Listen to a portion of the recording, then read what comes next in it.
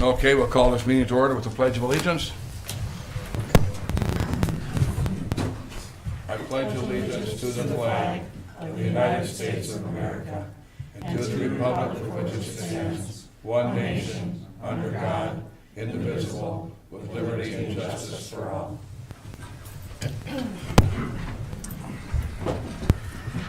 Bridget, would you take roll call, please? Council members Jensen, Furman, Lindquist, Borchert, Bloomquist, and Attorney Helmers are present along with various staff members. Okay, and before we start with the consent agenda, I want to say on behalf of the Council of the City, our sympathies and condolences to Kathy on the loss of your father, and to Joyce last week on the loss of your mother. Our thoughts and prayers are with you. And on the little brighter side, congratulations to the school board for passing the 5-day week. And with that, we'll go to the consent agenda. And 4B has been asked to be pulled, and 4C has asked to be pulled. So we have 4A, which is the claims. And from March 11th, 2014 to March 24th, 2014, $125,733.56. Payroll on March 14th was $64,089.43. And liquor store expenditures for resale was $67,159.77. So I say 4B has been pulled. Myself, I think Kathy also, neither one of us here, that's all we want to do is just so we can abstain from it. That's the least I want to do. With that, is there a motion to pass the minutes of February 24th? Should we do the claims first? I'll make the motion Oh. to do the claims first. Okay, yeah, let's do the claim, excuse me. I'll second that. All in favor, say aye. Aye. Okay, now we'll go to 4B minutes. I'll make a motion to accept the minutes on February 24th. Second, Second. all in favor, say aye. Aye. Opposed, abstained? Aye. Abstain. Okay, next one, minutes for March 6th. I pulled it only because I wasn't there and I'm abstaining. Okay, I'll make Motion. a motion to accept the minutes of March 6th joint training session. second, I'll second that. all in favor, say aye. Aye. Opposed, abstained? Oh, me. Okay, all right, with that, we have a public hearing for the 410th Street project. And with that, we'll call the public hearing to order here at 7:07. And before first thing on it, we'll have the project overview. Go ahead. Thank you, Mr. Mayor, members of the council. My name is Justin Messner. I'm with WSB and Associates. I'm one of the associates of Diane here, your city engineer. And I'm involved with this project with the project management of it and the design of it. So I'd like to present to you just a quick overview of the project. I know we had a public information meeting here where we presented it to many of the residents, but just give you an update on the project and everyone else here. So the project location is 410th Street, and it's from CASA 30 or Forest Boulevard to approximately 1,000 feet east of Hemingway Avenue. And then it also includes the intersection of Hemingway Avenue from 410th Street, 500 feet south. The existing roadway is a 24-foot wide gravel roadway. It is a MnDOT state aid roadway, so we do traffic counts on that roadway. Traffic counts were conducted in 2009 and equals 710 cars per day. In 2002, the Transportation Committee requested that we take a look at the intersection of Hemingway and 410th Street due to safety concerns, and a feasibility was conducted at that time. The feasibility had a couple different options. One option was to pave entire 410th Street, and we had some assessments to the property owners at that time. Those assessments were a bit high at the time, and I believe the paving of the roadway was dropped. However, the intersection improvements were reconstructed, or the intersection was taking place in 2008 for that intersection. So what they did is they reduced the grade of the hill and widened out the roadway for improved sightline safety. So we are now proposing to improve the street of 410th Street. And what we're proposing to do is pave the roadway. We would pave the roadway to meet state aid standards. And state aid standards require that we have at least a 24-foot wide roadway, and then aggregate shoulders on both sides. So we're proposing to do an asphalt surface of 28 feet wide, and then the 2-foot aggregate shoulders for that reaction area. And really, why we're proposing to do the 28 feet wide is to protect the integrity of the roadway. We could go with a 12-foot wide lane.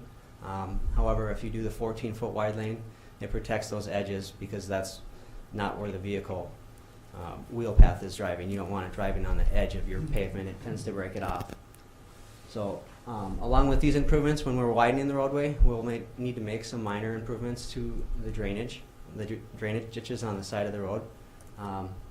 We would be filling in a portion of those ditches when we widen out the road, so we'll have to do some minor grading on each side of the roadway to make that work.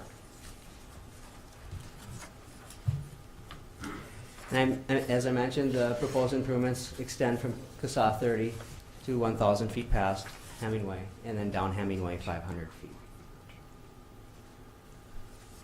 So we took a look at the project and broke it down in detail. We're estimating a cost of $840,000. And on the screen here you see how we propose to finance it. I did mention it is a MnDOT state aid roadway, so the majority of the funding would come from MnDOT, $683,000. And then we're proposing special assessments to the benefiting properties adjacent to the property. And those assessments would total $155,500. The grand total of $838,800.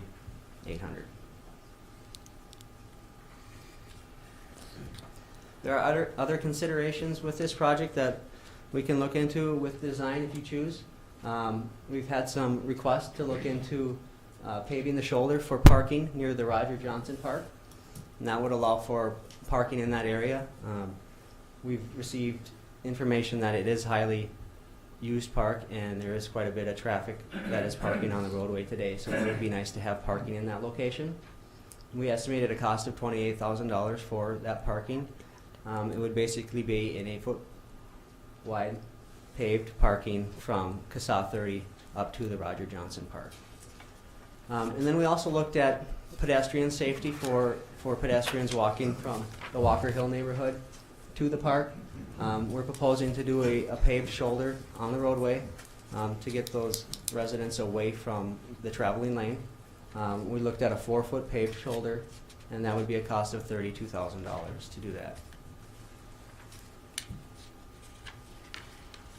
So this map here indicates the proposed assessment properties. They are the properties that are directly adjacent to the roadway or have some benefit to the improvement. And then this slide here shows the proposed assessments for the parcels.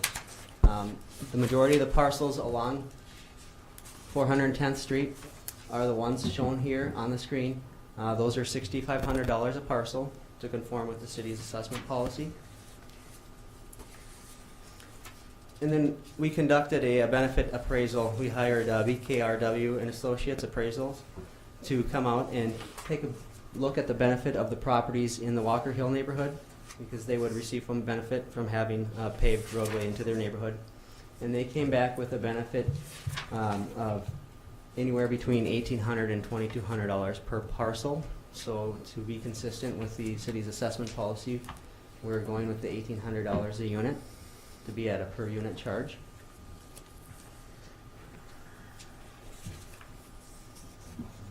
And then the proposed schedule. Tonight, after the public hearing, you'll have the option to accept the feasibility. And then after you accept the feasibility, you could choose to order preparation of plans and specifications. If you did that, then we would begin plans and specifications throughout April and into May.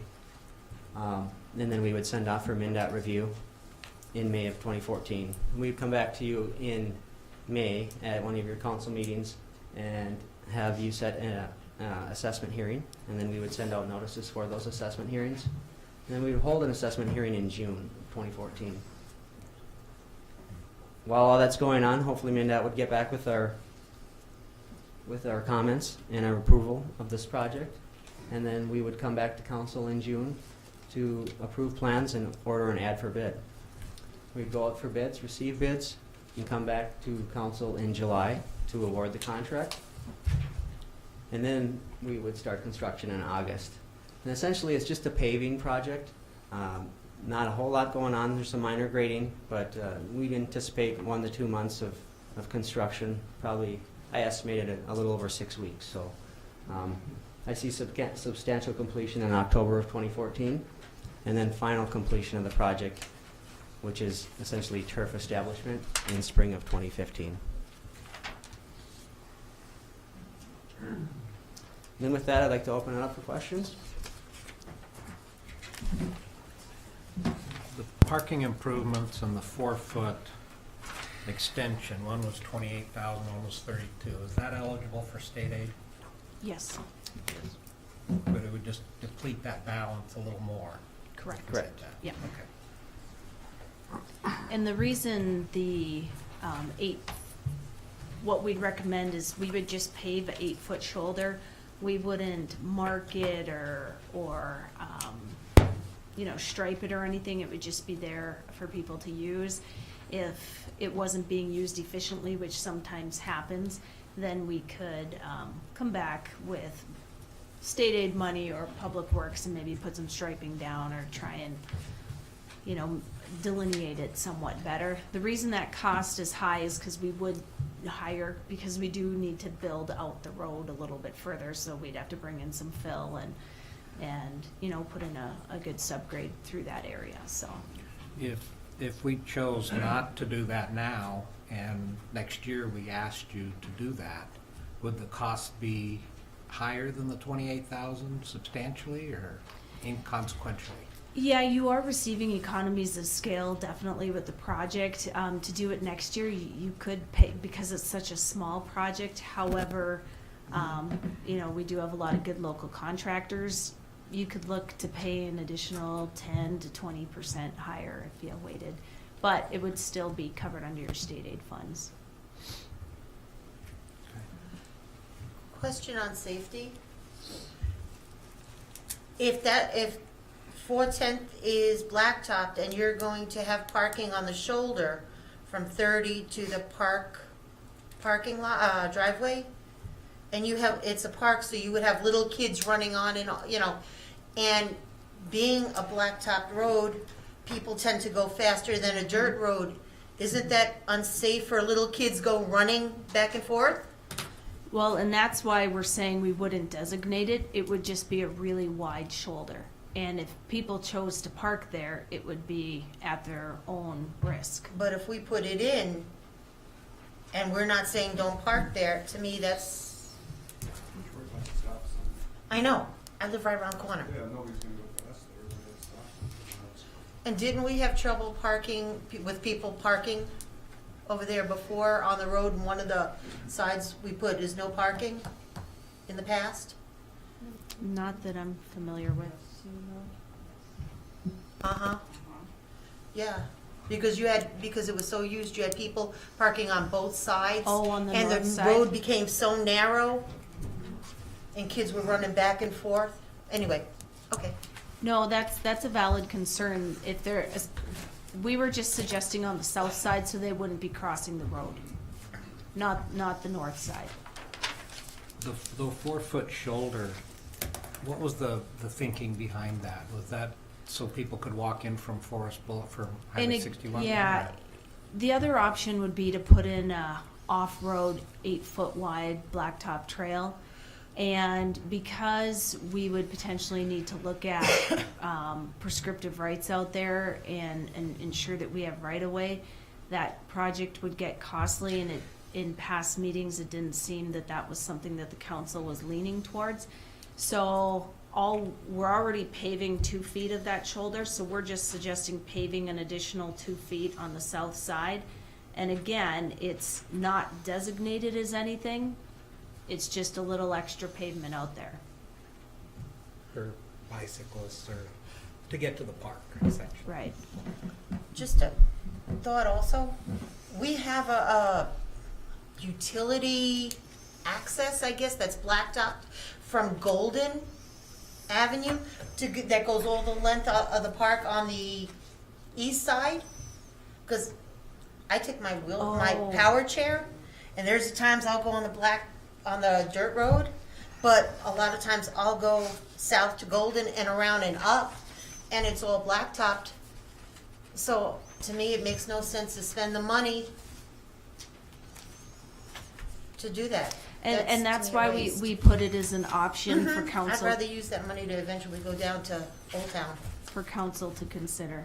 And just to clarify, on the 8-foot shoulder, we were just recommending that on the south side, so that, you know, you'd be directly on the park side. And again, it's just an 8-foot shoulder. It's, you know, the thought is that it would accommodate parking, but it wouldn't be designated. Well, I, Just for clarification, when you, on the, on the preliminary assessment roll, the very first one, you got Denny and Susie, we left out their last name, Gustafson. I probably should put that on the list. Oh, okay, thank you. Okay, sure. With that, any other questions? I would be, I guess, in favor of the 4-foot paved shoulders. I guess because once it's paved, people are gonna go fast.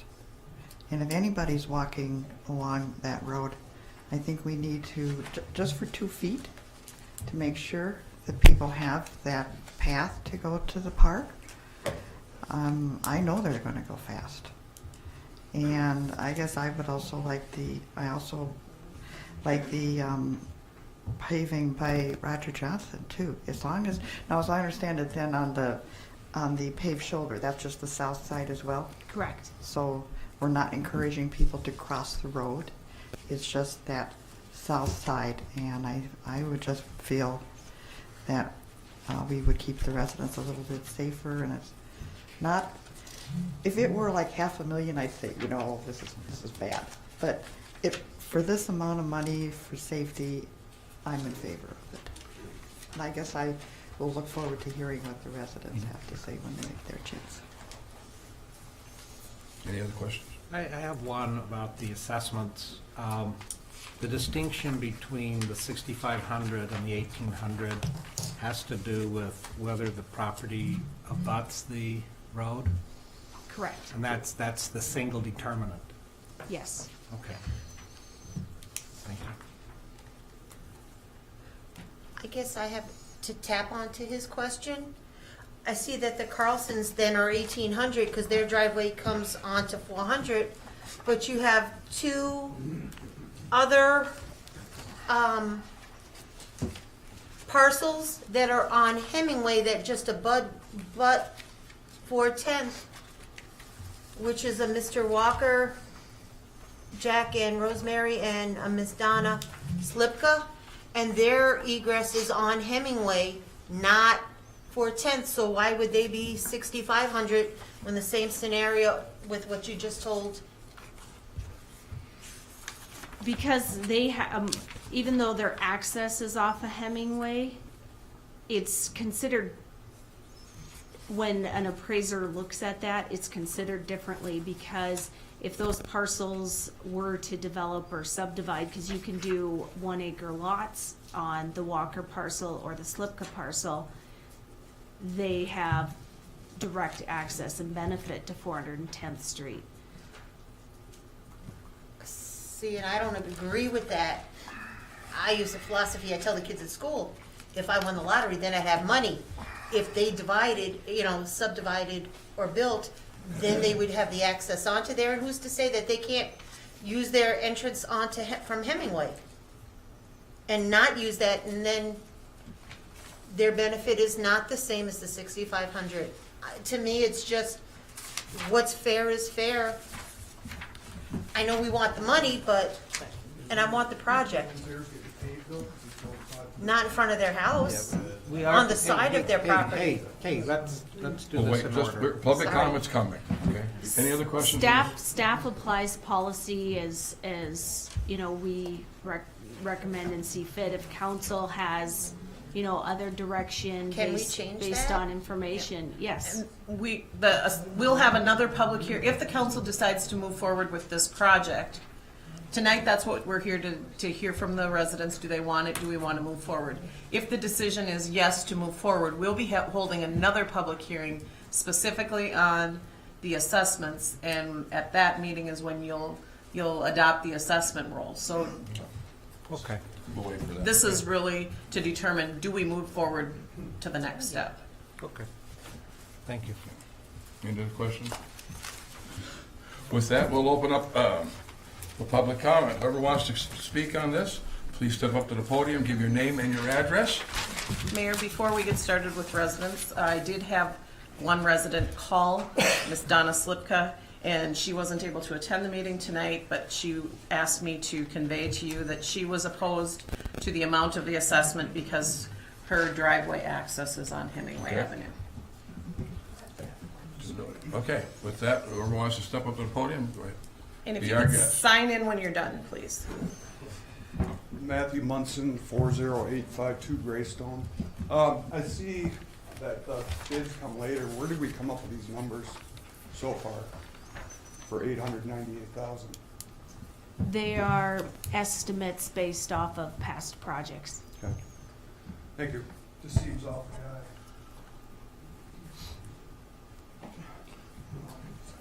Anybody else? Okay. Jason Marin, 40911 Guthrie Avenue. Neighbor across the street, Jason Knudsen, gave me his comment letter and said that he's fully in support of it and do whatever it takes to get the project done. I myself, I'm in full support of it. My wife is in full support of it. I think, or my personal opinion is, I think the parking 8-foot part at Roger Johnson and the other pathway from Guthrie all the way down is needed. It's been addressed in other meetings about the speed limit, that it has to be adjusted at the state level. And my opinion on that is to get the road paved, to get the project done, and then we can go back after the speed limit to have it lowered. 400th is a similar road, and it's down to 40 miles an hour. I think that would be acceptable in my opinion. I think that covers my part. Thank you. Oh. Thank you. Next. My name is John Pelton. I'm at 86448 410th Street. And my questions are this. You say that the assessments are going to be $600 or $6,000 and some odd dollars. And how is that paid for to begin with? How are the people going to pay for this? Are you talking about? I can answer that question. Assessments are paid, you can pay them in full in November of the year, of the assessment year, or they would be paid over 15 years. If you choose not to pay it in full, it would be put on your property taxes and paid over 15 years. There are some options. If you're over 65, you can have it deferred until your property sells. If you're permanently disabled, you can have it deferred. If you're active military, you could have it deferred. Or if you're zoned as agricultural, you can have it deferred under the Green Acres Credit Act. I see. Well, I'm on two of those, disabled and 73. So I'm up there. But now you say that the state is going to be paying for part of this. What are the guarantees, and seeing as this kind of shape that the state's in, what are the guarantees that the states are going to be there with the money to take care of this, and that we don't wind up paying more than we're supposed to, already putting a cap on this? We'll bring back the bids and we'll determine if it's cost effective to build it at the time when we receive the bids. But we do have a balance in our state aid account of $1.27 million. And every year we get money put back into that account from the state, $500,000 approximately. Is this North Branch account? Yes. Are you talking about the certified annual financial reports? No, this is our MnDOT state aid account. We receive money from the state. It's your gas tax.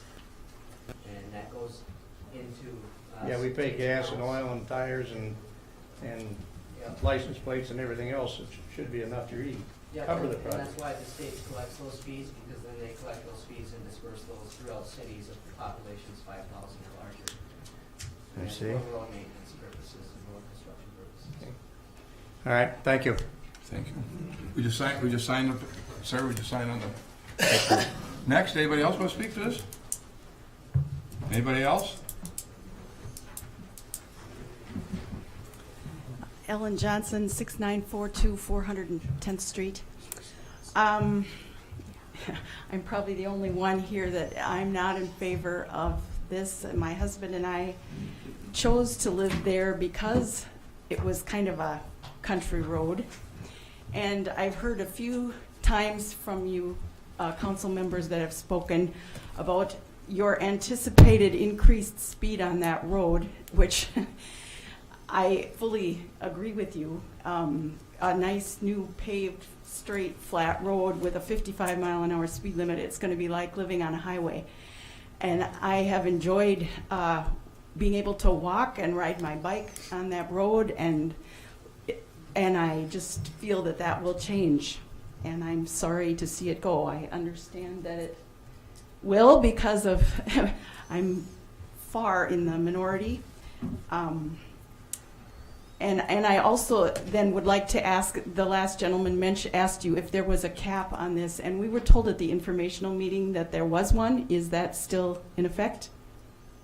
That our assessments will not be raised more than what you're telling us now? Correct. So 6,500 is it still? Yes. Yeah. And at that meeting, didn't you say that ours was 65, the other ones were 28? Correct. And now the other ones are 18? Yes. Why didn't ours go down? Because per the city policy, because the Walker Hill neighborhood is off, it's not directly on 410th Street. Yeah, but you knew all that before. Right, but we had to get council direction to spend city money on a benefit analysis for those parcels, and we just did an estimate when we originally did the neighborhood meeting. So our first step was to see if there was interest in the neighborhood, and because when we hold these meetings, everyone always wants to know how much, so we put a number in there based off of other communities' assessment policies and what we see. There's a lot of data on these numbers. And then once council, we went back and worked with council, and they said, yes, go ahead. They scheduled the public hearing for tonight and get the benefit analysis completed, because that was part of our policy. And that's why we completed it. Because of the parcels on 410th receiving direct benefit, the city's not required to do an analysis on those parcels. And there's many communities that we have data on and worked with appraisers that prove the benefit of those larger lots. So it wasn't necessary to do the additional benefit analysis. The city council could still choose to do so if they wanted to. Likely the benefit would show higher numbers, is what we found, so. It's hard for me to accept the word benefit, because to me it isn't. Oh, I also wanted to thank the city, Sean, I wanted to thank you and the crew for, I know that's a very high maintenance road, and we have appreciated the good maintenance that you've done. Thank you.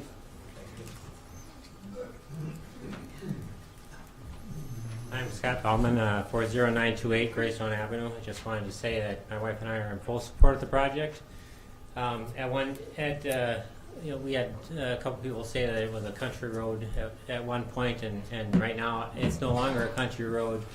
We've got over 700 cars that are driving down that road. And I'm a runner, and we have two special needs kids that walk down that road, and I've been hit by rocks from people driving down that road, shooting out underneath tires. So having that shoulder and having that walkway, I think, is a safety issue for us. Would definitely benefit. So we are in favor of that. Also, I do recall the $2,800 assessment on the properties in Walker Hill, but I also recall you saying that figure could go down at the last meeting. So thank you.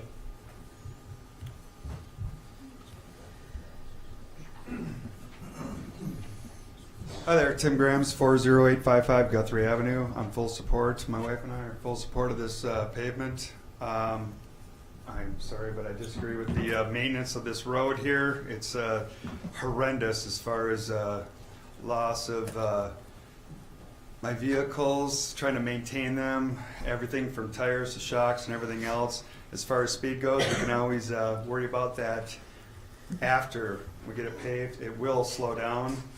It's, I won't say it's a proven fact, but it does slow them down because people have a tendency to go a little bit faster when they can slide back and forth on a dirt road. But as far as the shoulder, excess shoulder, is there any way that the DNR can help out as far as a paved, the excess trail you're looking at from, what is it, from all the way from 30 all the way up to Guthrie? The DNR only funds regional trails, linking communities. That would fall on the local Okay. funds. And as far as I'm concerned, if you want to assess me a little bit more so that she can pay a little bit less than everybody else, I'm in support of that. My wife is too. I know some other people are too. So if we want to address that a little bit, maybe somebody else, if you don't like that, you want to pay the $1,800, fine, but we're more than willing to pay a little bit more because we will benefit from this. All of us will. So, thank you. Thank you. Anybody else?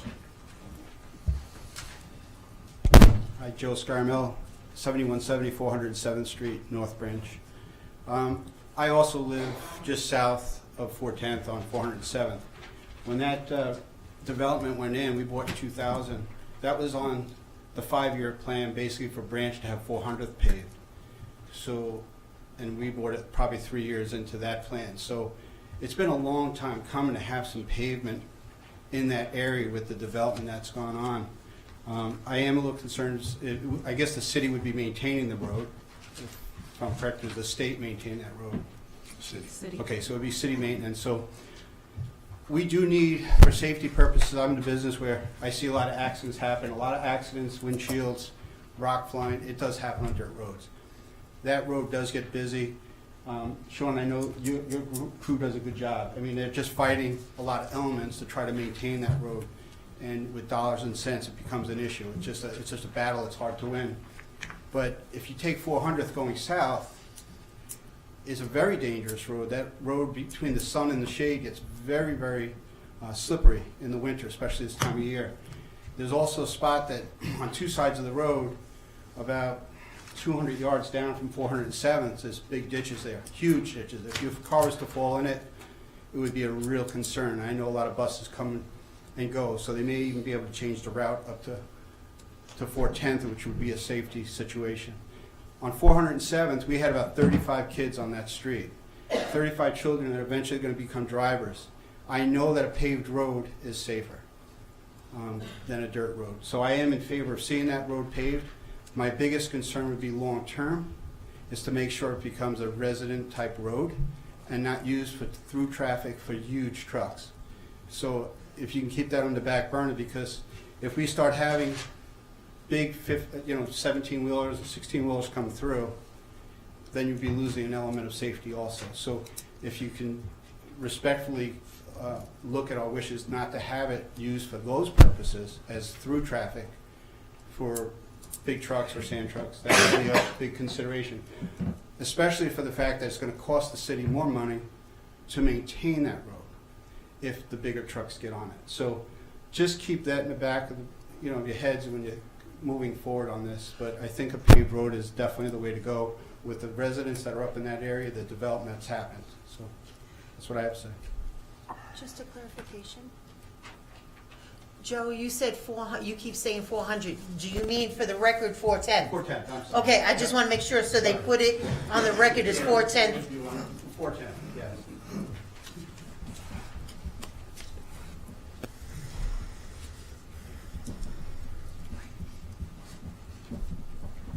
Hi, I'm Jessie Arsvold, 6836 410th.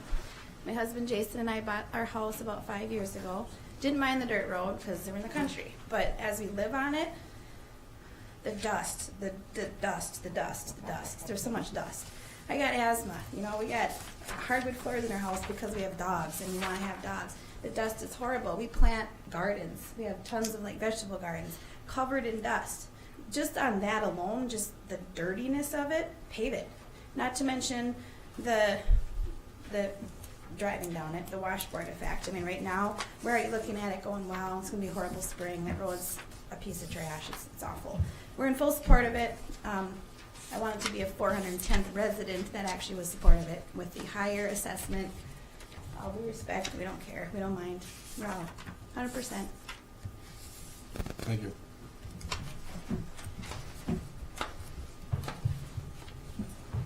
Lori Pensinel, 40957 Greystone Avenue. And I'm for it too, completely. But I do have concerns with the heavy trucks that drive on the road, that either, that would need to be regulated, or to make sure that the road is paved to compensate that kind of travel, because there are a lot of them. So I just wanted to mention that as well. What was the proposed weight limit on the road again? 10 ton. 10 tons. Anybody else?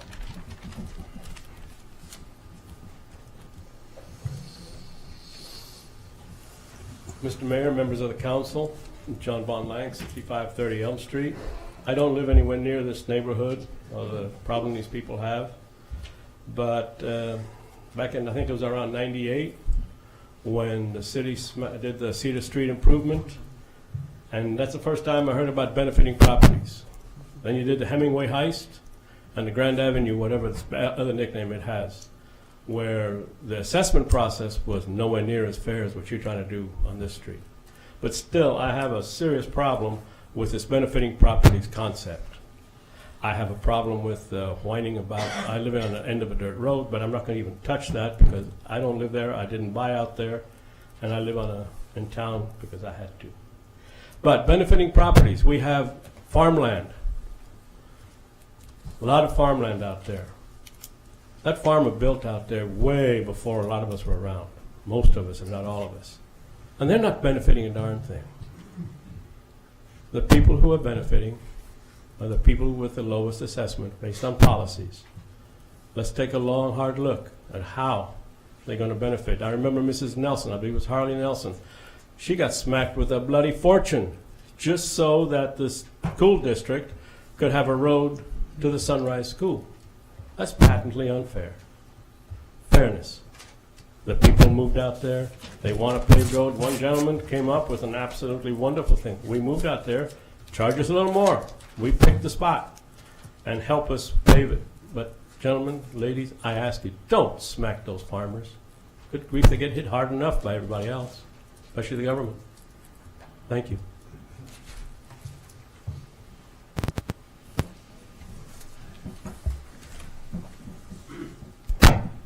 Emil Dahlberg, 38336 Castleberry Drive.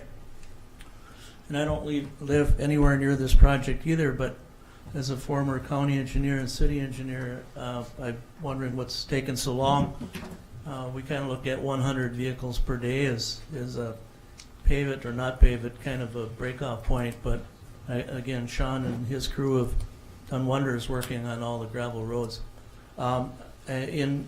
In concert with the mayor's talk about being open and innovative in communication with the public,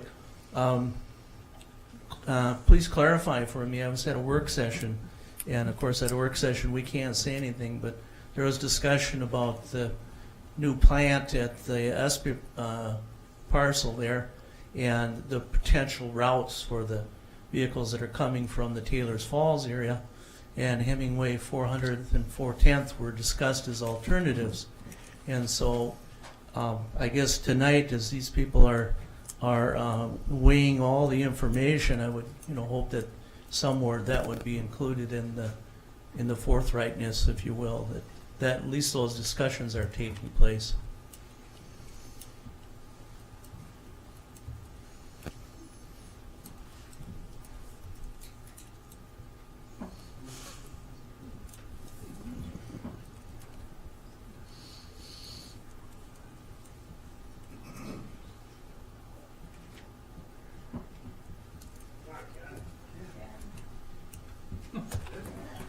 Anybody else?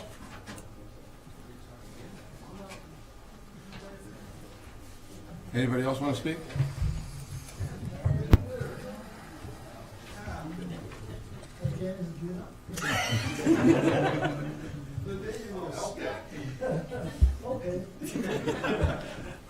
Ken Tischler at 40874 Guthrie Avenue. Like previous speakers have said, they've been fighting, trying to get paved 410th for a long time. Now it looks like something might happen along those lines. The only thing I can say is my son lives up on the corner, and he raised kids all these years with the dust flying and everything else. His kids were not allowed to go out of the yard because of the road being the way it was. So I say, like a previous speaker, that if it's a few dollars more to get this done, we're willing to pitch in, I think, in the development. That's all I have to say. Thank you. Anybody else want to speak to this? I've already told you who I am. I would just wonder if someone would answer, please, what Mr. Dahlberg brought up, his question. Well, at this time, there's nothing tentative yet. They haven't signed anything yet, so there's no, we're hoping, but at this time, there's, until that happens, then I think we're gonna discuss it. Because we got some alternatives as of right now. If it opened tomorrow, the only alternative we have right at this present time would be coming in 95 and up County Road 30 at this moment in time. Yeah, Rick, go ahead. the EDA is in discussion with a company that's potentially interested in North Branch, but they have not committed. I can't tell you whether they're coming or they're not coming. At a staff level, we have considered, alternate routes. 410th is not one because it doesn't go all the way over to Keystone at this point. 410th was never. 410th was It's never. not considered. it wasn't That was never on the anything plan. that was considered by staff at this point. Does anybody else want to speak in public comment? Anybody? Okay, with that, we will, do we need a motion to close? No, we can just No, just- note the time. We'll close the public comment at 7:47. Okay. What do you want to do? I think we should go forward with it. I think the next step would be to accept the feasibility study. Thank you for nodding, Diane. And then to authorize the plans and specifications. So, There's two separate resolutions for that. okay, well, I'll make a motion to accept the updated feasibility study. Okay, we got a motion for the resolution for the feasibility study. Is there a second? I'll second that motion. Okay, any discussion? Where does the parking by Roger Johnson and the shoulder fit in? Is that part of, that's an option in the feasibility study? Do we, at this time, do we say whether we would like that included? I think that's the next step. Yeah, you can discuss that tonight, or you can discuss it in the future. That's something we don't need to know tonight, but it's something you could address tonight since there's a lot of people here regarding it, so. Okay, well, I've already expressed my opinion, and I think it should be done, and I've heard from a number of residents saying that they also want those extra safety precautions done. So, My suggestion would be is with our next resolution, we're gonna order the improvements. If that's something we want done as part of that motion, then direct the engineering firm to Okay. All right. include that. I just Let's wanted do to that. clarify. Any other discussion on the feasibility study? With that, all those in favor say aye. Aye. Opposed? Abstain? Okay, next one. We have a resolution for the ordering of preparation of plans and specs. Now, okay. Is there Well, is there a I'll make motion? that motion, but I'll also add that I think that the parking and the 4-foot shoulder, and I'm assuming that that's just for the shoulder between Highway 30 and where this 8-foot section would be, on the south side. I'll make the motion that we include both of those in the plans and specifications. However, I would like them, when you bring back the bids, to bring them back with those As costs alternates. itemized. Go along with that, yeah. So if it's crazy high or much lower, it might affect the decision on which way we vote, so. So does that mean like an alternate? Well, it'd two be an different- option, just like this was. We can do it this way, and then the 8-foot is gonna cost X, and the 4-foot is gonna cost Y. Right. That'd be no problem doing that, would they? No, and Okay. we still would need to get MinDOT approval on that too, so it's not a sure thing either, so. The paving, the wider is something that they would approve, but the 8 feet is something that, is unique to this project, so we would need to, get their approval on that anyways, so. Okay. So that sounds good to me, and see what the state says, see what the numbers say, but I'm actually, I think, in favor of it. If for $50,000, it's an $800,000 project, it'd save 10-20% to go back and do it. So I'd suggest doing it. But We'll see what the But numbers let's see are. what I'm the in numbers favor of it say. too. Let's see what the numbers are. You got a motion, you got a second? I'll second it. Okay, any more discussion on it? Lisa? I'll be willing to look at it, Okay. and then, but then I'll have other questions. Well, we'll look at that at in that the time. future. Okay, motion made, second, any more discussion? All in favor say aye? Aye. Okay. Took care of those. The next one is planning commission. A resolution for Anderson Windows.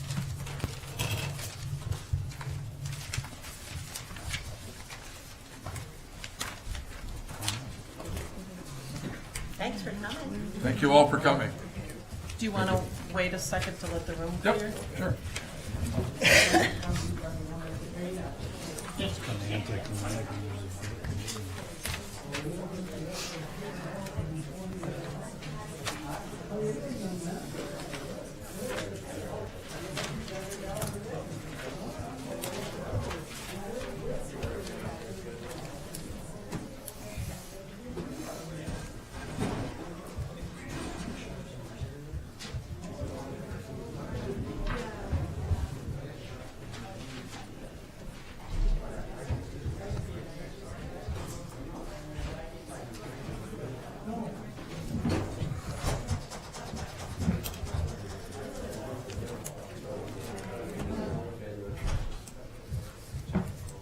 Shelby? Go right ahead, Ken, please.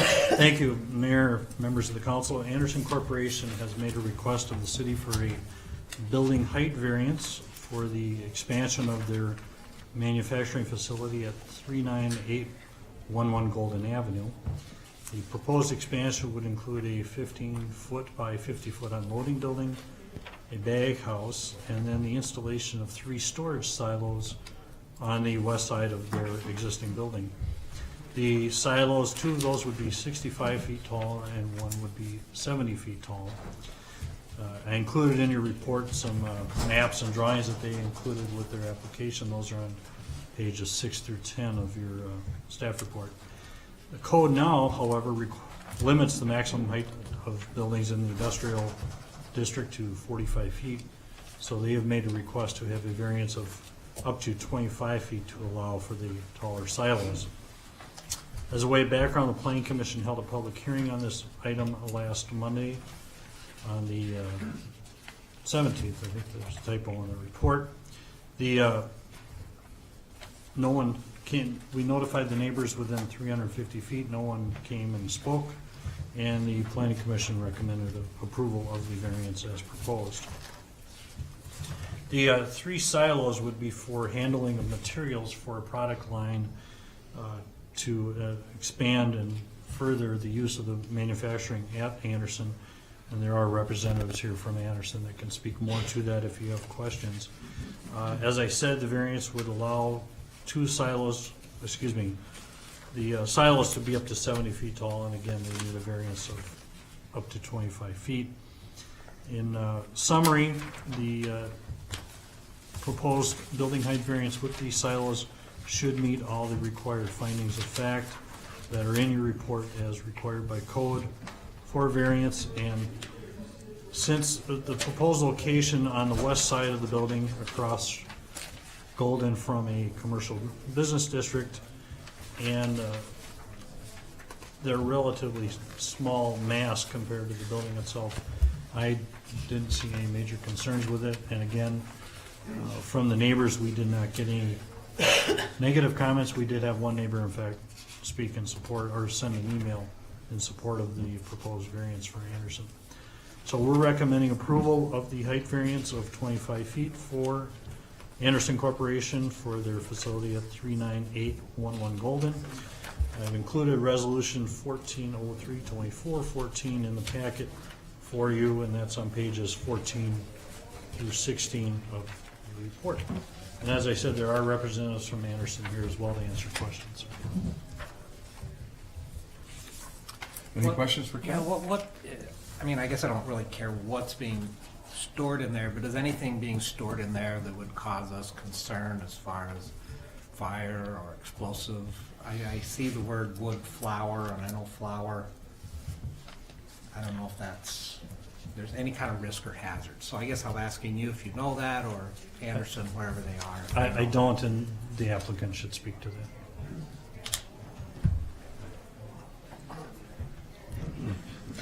Take his coat off, he's gonna get serious. He's gonna take you on, Trent. All right, go for it. Good evening, Mayor. Good evening, City Council. My name is Dan Heinrich. I represent Anderson Corporation on this matter. Two of the silos will have a PVC powder in it, and the one, as you had stated, would have a wood flour.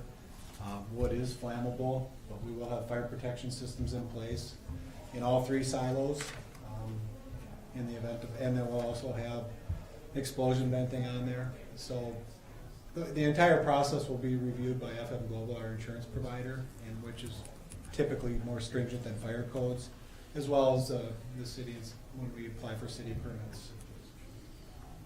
Okay. Thank you. Any Yeah. other questions? Does anybody have any questions for the gentleman? I think Teresa does. Teresa, go ahead. For the general, I guess, in here it lists, to do a variance, it lists 3 different reasons, that you have to at least meet one.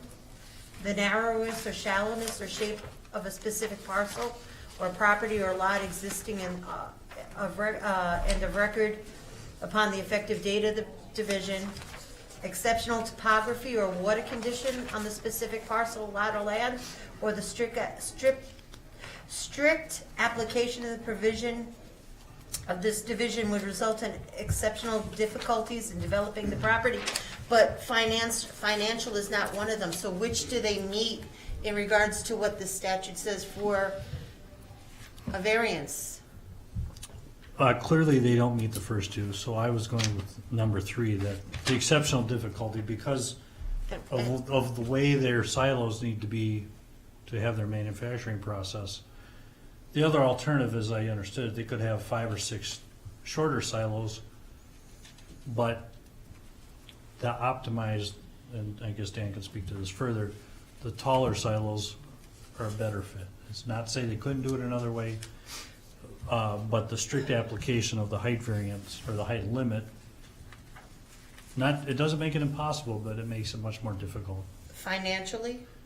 I don't know if it's so much Because financially as operationally, but I guess I'll let Dan talk to that. Don't they have 17 acres that they bought originally? So how, if you could help me out here? I mean, I want to be able to, but I need to do, I don't know how many acres we have in there. well, we sold them But 7. the purpose of the silo height is, I don't want to get into the real technical details of it, but the process is set up for mass flow, especially on the wood flour. When the wood flour comes in, we get different particle sizes. In a shorter, bulkier silo, you get segregation of the wood flour. It has a quality impact to the Fibrex products that we're making. So a lot of it is due to the technical nature of the mass flow within the silos. I'll be honest with you, it will cost more if we put in shorter ones, and it will potentially have impacts on the quality of our product. Okay, I get the part about it being more expensive for you. Mhm. Statute says you can't look at that part. If you're saying because of the project, the product, I can use that as finding of fact, but that wasn't necessarily in here. So can we make sure that that's in here for Yep. a rationale as to why? And then I just have a question for Ken. For number 9 on page 3, for the fire danger, I know in the past I've asked, can we get something from the fire department to say that that's not an issue when it comes to any kind of development and stuff? Did you request it? Did they? I did, somehow and I not? didn't get a comment back. Okay. I will ask them to be a little bit more. I did on the next thing. Thank you. At the P and Z meeting, after you left, I mean, nobody spoke, but after you left, there was a gentleman that's a neighbor, and said he wished he would have spoke, but he didn't. But anyway, his concern was, he says he hears a lot of noise from the pneumatics. Everything is there is run pretty much by different air valves and so on and so forth. He says he hears this almost all the time. Okay. And I told him, I said, when it comes up here to the council, I would, if you're here, I would address it for him. Can you address that? Is this going to be also, this will be run by air also, the valves and the gates and whatever, or We the, will unload wood flour out of probably a live bottom walking floor trailer. okay? That will be run hydraulically. The PVC will be loaded into the PVC silos from a tanker truck with a pneumatic blower. I'm guessing what this individual here is possibly the pulse cleaning on the bag house that sits outside there today. We will have bin vents on the top of these silos that do have pulse cleaning, but we are aware of the noise ordinances at the property line, and it's our goal to remain within the city requirements in that regard. Okay. Okay. Now, when I drove by the property if you look at page 10, you have the driveway that goes around to the north side. There are some, yeah, it's page 10 in our packet in the section. Yep, okay. I'm looking at it. One thing I just was wondering, and this is something you may address with Kenny, that driveway that goes around on the north side of the project, there are some large pine trees already there. Okay. And maybe we could plan some plantings or something for future growth to help with any possible noise abatement. Okay. And that's just something I noticed on the properties out there. There were some large I'm trees not- there. I drive by there, but I don't pay that close of attention to it, so we can take it under consideration. Okay.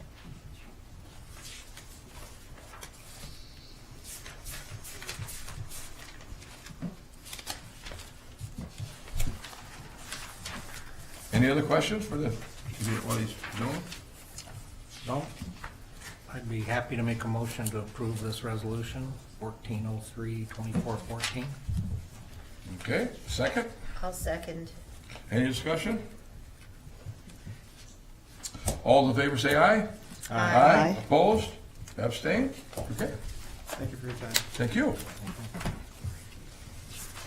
With that, we have an ordinance amendment for the industrial zoning regulations. Ken.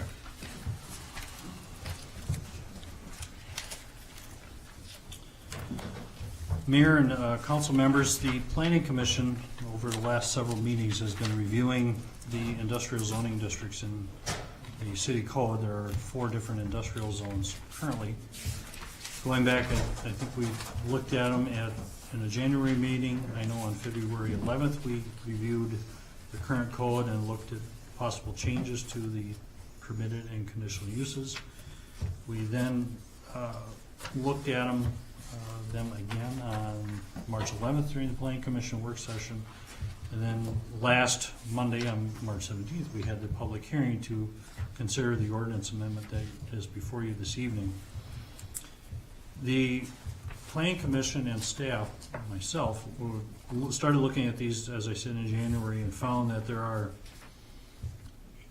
I guess the best way to put it, they seemed outdated. A lot of uses that we thought should be in the permitted and conditional uses were not listed, and there were some things in there that just didn't make a lot of sense. So we together, again, the Planning Commission and myself, took a systematic approach, reviewed the various sections, and came up with the proposed ordinance amendment before you. There are many pages to go through, and again, I'll give the planning commission a lot of credit. They spent a lot of time on it. And I think have crafted a pretty fine improvement to the code. One of the things that we want to emphasize, both with the planning commission and the council, is that if a use is not listed as a permitted or conditional use or in the code, then the city has to consider that a prohibited use, and you're not allowed to even consider that without that particular use without a code amendment. So, page 2, I gave a brief summary of the changes that, again, myself and the planning commission have formulated. First of all, the I-1 district, we didn't propose any changes, but primarily because there is no I-1 land right now in the city, and didn't seem to be a popular land use, so we didn't spend a lot of time on it. The I-2 zoning is probably the zoning district of the 4 industrial that has the most acreage in town. I can't tell you the amount, but on the maps, it's clearly the largest. So within that, we are proposing to add offices, showrooms, and distribution centers as permitted uses. And then the conditional uses, the ordinance would add a truck terminal, contractor's yard and shop, transportation, motor freight terminal, and meat markets with slaughtering facilities as conditional uses. In the I-3 district, which is a small area in the industrial park right near the Anderson plant, in fact, again, that proposed change adds offices, showrooms, and distribution center as a permitted use. And then under conditional uses, it would add truck terminals, transportation, motor freight terminals as additional conditional uses. And then there was section 66669, which talked about a minimum development value in that area. That it's not relevant now, I guess, is the summary. So we're proposing to just take that out because it may have been important 10 or 15 or 20 years ago, but it's really not. And the way that currently how things are in the city and in that industrial district. And lastly, the I-4 district, which is primarily in the SB industrial park, we are proposing to add showrooms, research development facilities, laboratories, wholesale trade operations, printing facilities, and indoor recreation or athletic fitness facilities as permitted uses. Under conditional uses, there'd be addition of adding hotels as a conditional use. There are some other changes as well, but that's the highlights. In addition, the 3 districts all had a maximum building height of 45 feet, as we just touched on with the Anderson proposal. The proposed change would raise that maximum to 75 feet. And that would accommodate, of course, larger buildings and not make those developers or builders go through the variance process as we just witnessed with the previous application. And to that point, I did talk to the fire chief on that one, and he did not see an issue with it, especially with the new truck. So, in summary, we have 2 actions for you this evening. Ordinance 20814, which is on pages 17 through 26 of the report. And I can go through that if you wish. That has all the proposed changes with the underline and strikeout language for any ordinance. And then the last page of this report on page 27 is a summary ordinance that we would recommend adopting for publication purposes, because otherwise we would spend a small fortune printing the whole ordinance if it gets adopted. So I guess with that I can take questions. Which page did you say the I-2 for the meat slaughter? Because I have issues with that. That shows up on page 19. 19. Now, just to be clear, if I owned I-2 property and I wanted to put in a distribution center, because that's listed as permitted, I have that right if we adopt this. I don't have to come before council and get permission. Correct. But those listed under conditional uses, such as meat slaughter, I would still have to come before and get permission from the council on the conditional use permit. Correct. Okay. Was there talk about with the building height, using a conditional use permit idea as opposed to just automatically going to 75 feet. I think that's the only one that I'm a little concerned with, but not terribly concerned, I don't know. Sometimes it might not be a bad idea to come before council to look at some of those height issues, but I could be talked out of it. We talked about it, I pushed that 75 feet. 45 feet is nothing higher than an ordinary barn. You know, and you're looking at, we want more industrial, we want more commercial. Why do we have limitations on if they want to come in and they need something for 75 feet? Why do we limit them? I mean, 75 feet is not that high. It's certainly not a risk. I mean, who knows what they might need? And if they look at us and say, I got to go through this, and they go through other town and they have it, maybe they'll look. I'm just saying, let's give the opportunities right here. I don't think it's going to hurt us one bit, but go to change the heights. And all of this was pretty well heavily discussed. One item down the line was Ken and the rest of them on the P&Z here. They worked quite a bit on this. I think they did a pretty good job. Well, I'm glad they were interested in it. I watched it and I just got, they worked so hard on every line and I'm, oh boy, It worked. Yeah, this just totally, it's like every word, and I thought, okay, good job. Good job, Planning Commission, because I'm glad that City Council didn't have to do it. And we're allowing more, and Ken helped a great deal on this, on what, just by using other cities and what we can do. It's, I think we go forward from here, so you've got to help us. Okay. Do you have a question? I would make the motion with taking out the, what is it, the meat processing slaughterhouse. I mean, people can still, if they want to clean a deer in their back, on their property. This is a slaughterhouse. That's like St. Paul's. No. I'm not in favor of that in any stretch of the imagination. To have a slaughterhouse, you gotta have it in conditional use. You gotta come before us. They just can't do it. Okay, but then if you do that, then you have to approve it with conditions. I've learned that from Kathy years ago. I'm not interested in approving it with conditions that are gonna make it so that you're wasting their $300 and our time coming. I'm definitely not in favor of it. I would support everything else. What's wrong with a slaughterhouse? You live next to it. Well, are we talking about, I don't think we're talking here about, 500 pigs out in a barnyard. I think How we're so? talking about, we could be, It could be if they have enough land in an does this industrial. mean that, for instance, the Isani meat market couldn't be out here? Because I believe That's a they meat actually do cut market. it up. I deliver animals downtown Isanti to be slaughtered. I've taken my own livestock in there for slaughter. It's right downtown Isanti. And this ordinance language is modeled after the Isanti ordinance. I guess I don't have a problem as long as they gotta come back to council and make sure it's done right. And I should clarify, the slaughtering could only be allowed as an accessory use to a meat market. It's not just a slaughterhouse. You've got a meat market where you can then also slaughter. And the way the ordinance is written, the slaughtering portion of the building can be no more than 50% of the total building size. And is that gonna be, everything is gonna be enclosed inside, nothing will be outside? That's one of the conditions that's included in the ordinance.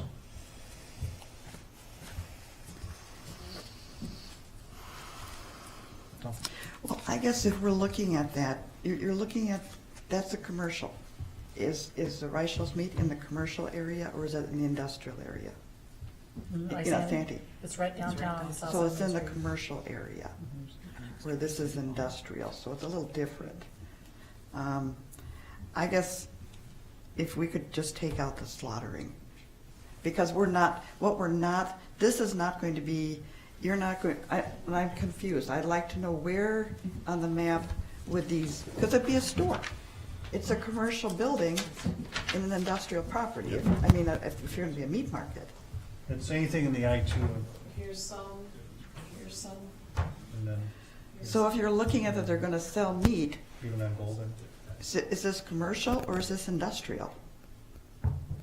To me, it's commercial. For years in Lindstrom, Pete Nelson and his dad, they slaughter right on Main Street and their grocery store. They And slaughter in the back. And in the That's back, what they did for years. Isanti's done the same thing. Carcasses All, laying out. all meat markets But have done again, that, and they're but most of them right again, that's, downtown. but that's a commercial district. Is that I-2 a commercial district? It's stretching. It's an industrial district, but it would be more of a commercial retail function. Well, and that's my concern, is that we're putting it in as a retail operation within an industrial area. To me, that doesn't fit. But if you've got a place where there is not necessarily a meat market, but they're processing and they bring carcasses in and they distribute them, then it's not a commercial area.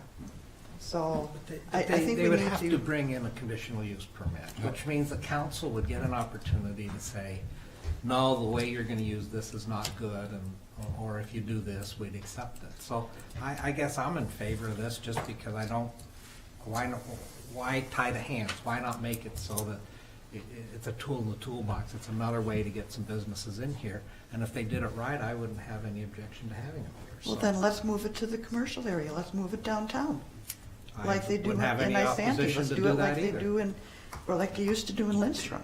I mean, that's where they were.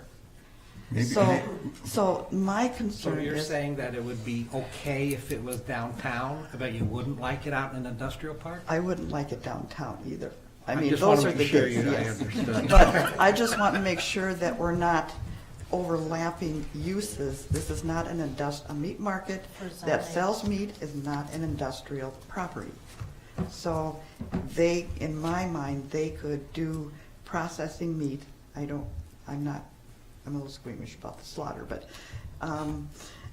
so that it does meet the code of an industrial park. We don't know, we don't know what's gonna do. Maybe somebody's gonna come in here and they wanna do a commercial, industrial type meat slaughtering facility. If they provided a lot of jobs, we'd be looking at it in a whole different ballgame we are right now. Why are we saying no to something we don't even know what we're talking about here? Why don't we leave the opportunity? They gotta come in with a conditional use permit. Well, That's and what I Frank guess says. my They concern- have to come in front of us and bring it forward. Why Right now, if we why pass this, we're why not is hurting this- anything. Why is this so special? Why did it have to be added? I mean, was there a growing outcry from the people in the town that they want a slaughterhouse in town? Ken, I'm gonna give it to you, because you're the one that, you were the one that put it in the print. Well, and that was at the direction of one of the plan commission members. They thought it would be a good addition to the code.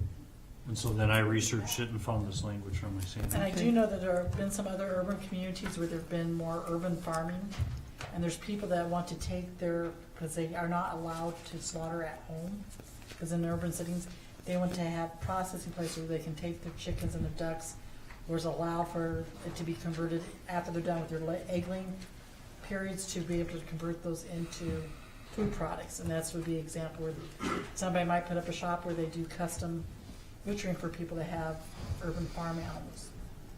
And that was something that has been happening down a little bit around some of the metro area too.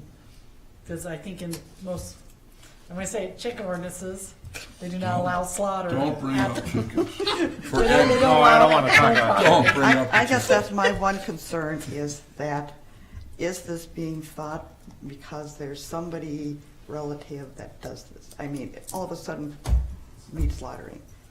Nothing else in the ordinance, I mean, I understood when Tom brought up about the mini storage where you've got more than one building where you have to make that.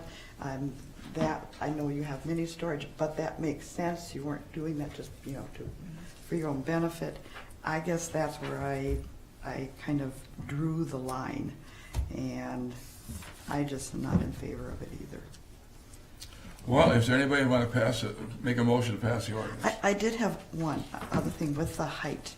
I thought I heard at the planning commission the suggestion was that we didn't have any height restrictions. Was that the 75 feet more of a compromise? Because I remember Ron saying we should just get rid of it. We shouldn't have a height. They can do it. There was an early suggestion to throw out the height limit, and I suggested that 75 feet would be a better option. Because if somebody came in and wanted to put up a 150-foot tall tower or something, I don't think the city would want that. So 75 feet was my idea as a compromise, and the planning commission last week thought that was acceptable. Is that consistent with other cities? Or other? No, it's taller. It is taller. Yes. It's taller? Now, a lot of cities are at 40 or 50 feet maximum. Well, I'm willing to make a motion to accept this like it is. Pass the ordinance? I do not want to close doors. I want to bring jobs in. And I think everything here that would be of questionable value or questions of whether we'd want it or not is listed under conditional uses, so it would come back before the planning commission. And there's nothing in here, even a slaughterhouse, if it's done right and brought in jobs and help pay property taxes at SB, that I wouldn't be in favor of. So I'll make a motion that we pass it as suggested. The ordinance, you're at, about the ordinance. Yes. 20814. Is there a second? I'll second that motion. Any more discussion? I just want to say I'm voting no for the record, and because the slaughterhouses are in there, and I want that on record. Thank you. And I guess I would also, I know there's, with the slaughterhouse, but I would also question the height. If we're higher than anybody else, and we don't know what somebody's gonna bring in, then we're stuck. So, but on whole, I appreciate what the planning commission did, because they worked really hard on this ordinance. Any more discussion? All those in favor say aye. Aye. Opposed? Nay. Nay. Okay, passed. Okay, we've got another resolution on ordinance number 208-14-S, the summary ordinance. The summary is just what you said, it's a summary of the long ordinance, and we just need a separate action on that. Anybody want to make a motion? I'll make that motion to adopt this 208-14S. Okay, second? I'll second that. Any discussion? All in favor say aye. Aye. Opposed? Okay, Can I ask Ken a question? sure. Ken, are you guys gonna look at housing to increase the height, the potential height of that, since the rationale for only going, 35 feet or something to that effect for residential was because we didn't have fire protection? Now we do, and if the height for industrial, and as we've seen, is 75, are we gonna look at maybe going a 3 or 4 story building, because they'll have to put in specific fire equipment as well? It hasn't been brought up, so unless Okay, I can get I- directive from a higher authority, it's not on Can the radar we screen. have planning commission look at that? Are you thinking for all residential, or just say apartment? I'll type? let them discuss it and bring something back, We'll if that's talk, okay. we'll talk about, bring that up in a work session, we'll talk about Is that that stuff. Let's bring it up with us at a work session to the P and Z, and then we'll go to P and Z with it, okay? Is that fair?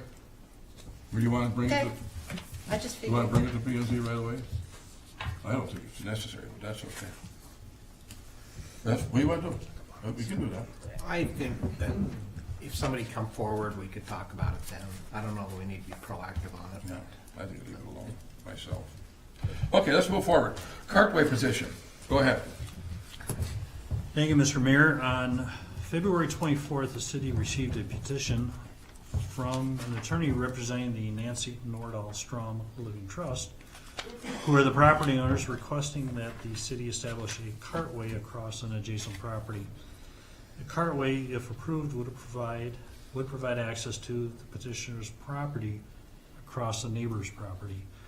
And included in the packet on pages 3 through 13, several maps and the petition and information regarding their request. I think we're going to be breaking new ground here for the city, and essentially what the cartway is, well, back up a second. State law allows property owners to petition townships and cities to establish a cartway on their behalf if their property is landlocked and if they have no other means of access to a public road or street. A cartway, what it becomes is a legal private means of access to a property that crosses another person's property. very similar to an easement. What's different is that where an easement is generally negotiated between the two property owners, a cartway, the city becomes part of the negotiating process and part of the approval process. And so in this case, the petitioners made the claim that they have no access to and from the public street, which is Evergreen Avenue, which the property adjoins Evergreen, but the primary building spot, or the higher ground, the best higher ground, is away from Evergreen and separated by a low area or wetland area as part of the Chain Lake South complex. So to gain access to, again, the eastern portion of their property, they are petitioning to have the cartway across the property to the north out to 412th Street. None of the details as where it would go and how it would be constructed have been decided yet. Tonight's meeting is just the first step, and as I outlined on page 1, there are several steps in this process for this to go forward. The first step is for the council tonight to set a public hearing to consider the cartway request. Before the council would hold a public hearing, we would require the petitioner to post a escrow fund with the city to cover all costs, because one thing that's important to emphasize, all the costs for this would be paid for by the petitioner. There would be no city costs other than maybe a little bit of my staff time. For example, engineering time, legal time would all be billed to the project. Any appraisal work, survey work, engineering work, again, would all be charged to the project, similar to working with a developer. So we would need to get an escrow fund and a development fund set up to cover those costs. And then, so with all that in mind, we are proposing that the council set a hearing for June 9th of 2014 to further study this project, and then by then the hope is, or the expectation is, we would have some firm costs in hand and a design of here's where the cartway would go. It'd be maybe a 16-foot wide driveway or a 12-foot wide driveway or some such thing, and here's the alignment and here's the estimated costs, and have that information as part of the public hearing. So tonight we have two recommendations for you. First of all is that there's an order drafted, which is way back on pages 55 through 57 of this report, towards the end of your packet, that sets the public hearing for this petition for Monday, June 9th, at your regular meeting of that date. And then secondly, the council would require the petitioner to submit to the city the escrow funds sufficient to cover all the city-related expenses for this request. And we don't have the numbers on those yet, and if this goes forward, that would be the next step, as staff working with legal and our engineering staff would put together some estimates and bring that back for you to have you adopt in a resolution of project costs that the developer applicant would be responsible for. The attorney is here and can answer more of the questions on it, but the summary is, well, that's my summary, and I guess we'll take questions at this point. Questions? I have one more. I know Ken and I talked earlier, and I've got a whole lot, but for the attorney, in that cost that we would have for either the bond or to have them pay, would the cost of giving monies to the other property that they would have to go through, since to me that's a taking you're mandating, who would set that amount?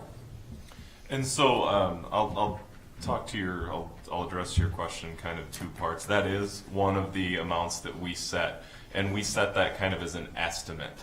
And so these are the costs and the damages that we're discussing going back and kind of as the next step, figuring out what our estimate for those damages to the landowner where the property, where it's actually going to go. Because you're right, it is a taking, so they have to be compensated for that. And so that's one of the points of the hearing that you'd actually hold, is making a determination as far as here are the actual damages. The first step is kind of this discussion tonight to set the hearing. Then the next step would be doing an estimate of the damages, making the person who petitioned for it put up the money up front, and then the hearing is actually where you make those determinations as far as what the damages are and how much is going to go to the property owner, as well as then you also make the determination as far as what your costs have been, what the cost of the supervisors, legal staff, attorney's fees, surveyor costs, filing, reporting fees, all that is covered here because the city doesn't have to expend funds in order to go through this process. Does that answer your question? Sort of, but then after that, the petitioner, if they don't like the amount, could actually, in a civil case, take that other person or the other landowner to court to argue the case? Sure. And the way that it works is that you hold this hearing, you make a determination on each of the elements that you have to determine, whether they actually are eligible for it, what the damages are going to be, where the road's going to be. That's all made by, that determination is made by you at this hearing. And then after that, you make a determination as far as whether you want to grant or deny the petition, and then also a determination on damages. Then after that, the next step is that there's an appeal process where either party could appeal it directly to the district court, and then you're in district court. The city wouldn't be a party to that, but that would be the landowners then in district court, and then obviously once they're in district court, they could go up to Court of Appeals, Supreme Court, and there are two different ways that they can appeal. It's kind of an unnecessary detail at this point, but if they appeal within 10 days of your decision, they can stop the road while the cases are going on. If they appeal within 40 days, essentially they're only appealing what their damages are. The road's can be built, can go on while the court case is going on, where they're saying, we think we should have more here. And the little bit I read, I didn't read the whole thing because I was getting overwhelmed. It's a lot. There was a lot of shalls, meaning that we had to necessarily approve something if we found, but I heard you say that we could deny it. So if we chose to deny, because I didn't think we could, what kind of things would we need to look at? Sure. And I will just mention initially that tonight is not the time to have the discussion about about the specifics of the project itself. Okay. But if you say that you went and just purely and hypothetical, not talking about the specifics of this project, No, any if you project. went to this hearing and then found that the property was not actually eligible, and that's one of the first findings that you have to make, that the property is eligible, that it meets the legal requirement. And so that would be where you could make that first determination. Then the next determination would be, you feel that there's a better place for the road to go. You have that right to say, no, it should go here because there's going to be less damage here. And then it's on to the actual damages themselves. But you are right, the statute is written very strictly, which, for instance, the first part of the statute is that we have to make this determination tonight, setting the hearing date within 30 days of receiving it. So we are required by statute to take this action tonight to set the hearing date. But there's no requirement in statute about exactly when the hearing has to be held after that. So we do have a little flexibility, which is why we've put it out to June, so that we have enough time to do the findings of fact and to come back and have a recommendation from council on what we're going to require in the escrow account. Question. Where the cartway is going on that person's property, and he says no to it, doesn't make any difference? No, it really doesn't. And that's why it's kind of a hybrid between like an easement, the way you think of an easement and the way you think of a city road, that it is kind of an easement and a process of kind of like a taking, where the person is taking it, and it's because they're entitled to it under statute. And so they're entitled to have this way out of their landlocked property under statute. The gentleman that owns the property, which I heard you say, he could give the trust an easement. He could. But they're not talking that way. I'm not actually sure of where they are in the It's our understanding that they've tried to come to an agreement and they haven't been able to. And that's why they filed That would this be so petition. much cleaner. Can- Much cleaner, if we could get that. It doesn't sound like we have hardly any wiggle room here. I mean, the law, if I read this thing, and the law says it's A, B, C, D, E, and we're kind of bit players in this. in my Well, opinion. we're big players. Well, we're big players, 'cause we Without have to go much through a latitude. process, but it's pretty prescribed process too, so. Can you put in a condition when if you were to approve, can you put, to approve it, you'd have to put condition, you could put conditions? Can you? Approve Condition what, meaning- tonight? No, Okay. when you go, say you've had the hearing and you go through, and determine damages and stuff, instead of saying one lump sum, can you turn around and say X amount of dollars for as long as you are landlocked? Because if they chose to buy the other property, then it wouldn't be landlocked anymore. So can you say, pay X amount of dollars yearly for the trail instead of one amount?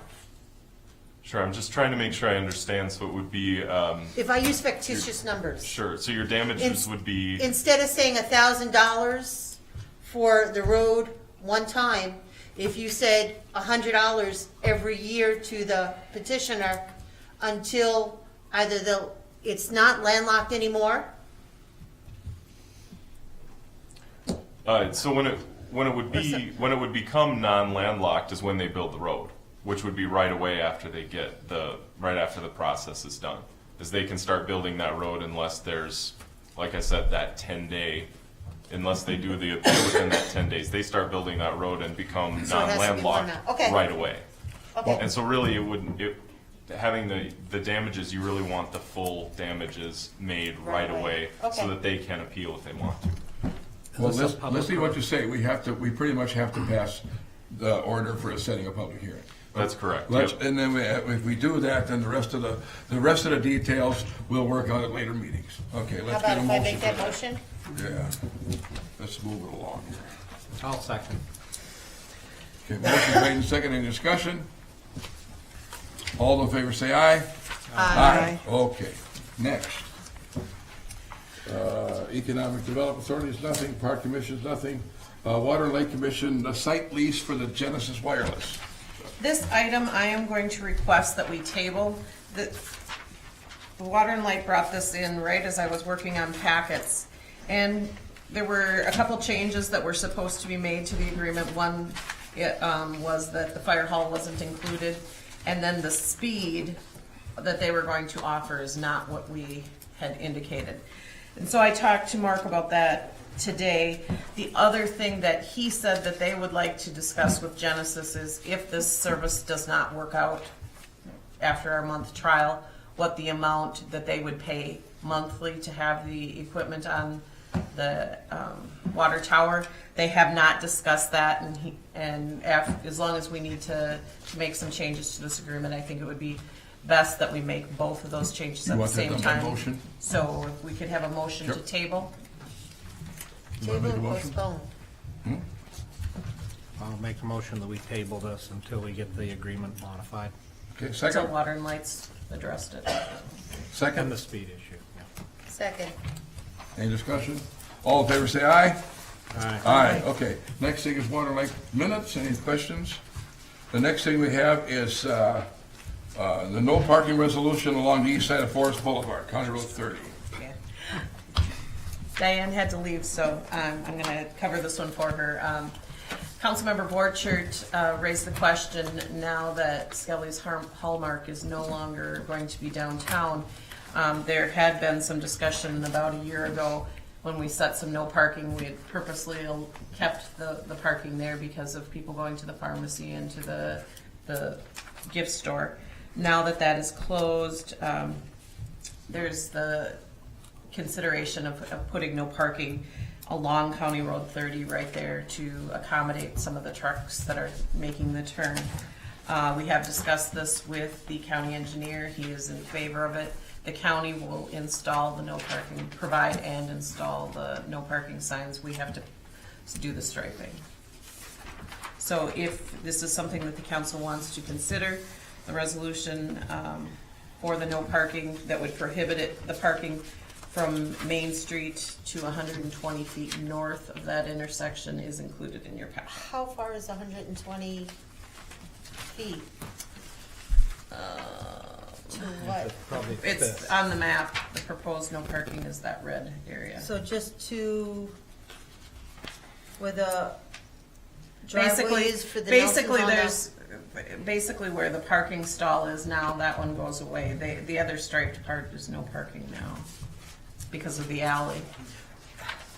So if people park there, are the police officers gonna tag people? Because there's people that park not where their spots are.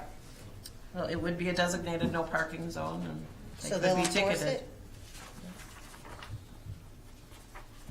it? It would be an area that enforcement could be imposed, yes. And then, I'll just get a little bit, this was brought to me, there's several people that had concerns, because the sharp corner there, people getting in and out of cars, there's been some close calls with car doors and pedestrians with some of the traffic, especially with, traffic coming around the corner. The big trucks have to make their wide swings, sometimes they're so focused on the traffic, they're not paying attention to a lot of the pedestrians, and also in the last month, there's been like, Councilman Furman said there's been a lot of cars illegally parking on there anyway, causing even more congestion and even more safety issues. So I brought it forward as a safety issue, within that area. Is there anybody here who wants to speak to this? Come up to the podium. My name is Joe Skelton, proprietor of 6344 Main Street in question here. And first of all, I'd like to say I almost wasn't here tonight. A customer to me brought up the question to me today about parking here, and I said I hadn't heard anything about it that was going to be brought before the city council. It's like it's a big secret, which is kind of been something that's happened in the past before. It seems kind of underhanded. It seems less than honest and fair that we should be notified as other property owners we talked about here tonight. If there's homes around a certain area, they're legally notified of problems that could occur, and then they're invited to attend a meeting. Had no invitation, no clue this was coming up, so I just tried to prepare myself tonight as quickly as possible. So having said that, I was wondering if this kind of came out of the blue to me. So I'm wondering, all the people that work there, they've never had an incident of safety, never been an accident. If someone could report to me if there ever has been, has there ever been an accident there? I would have to check with the police department, I guess. My I workers, can't answer. all of them say no, they've never had an issue. So, I don't know if you just have anecdotal evidence and stories that people tell, you know, how much credence can you give to that? And let's see, in other words, I haven't heard anything here. And I was looking under the disadvantages, you know, and it says about the nearby parking lot across the street. I didn't have a way of, can I approach you? Absolutely. Okay. Come on up, Joe, let's go. Here's a picture across the street of the city parking lot. And this was taken today.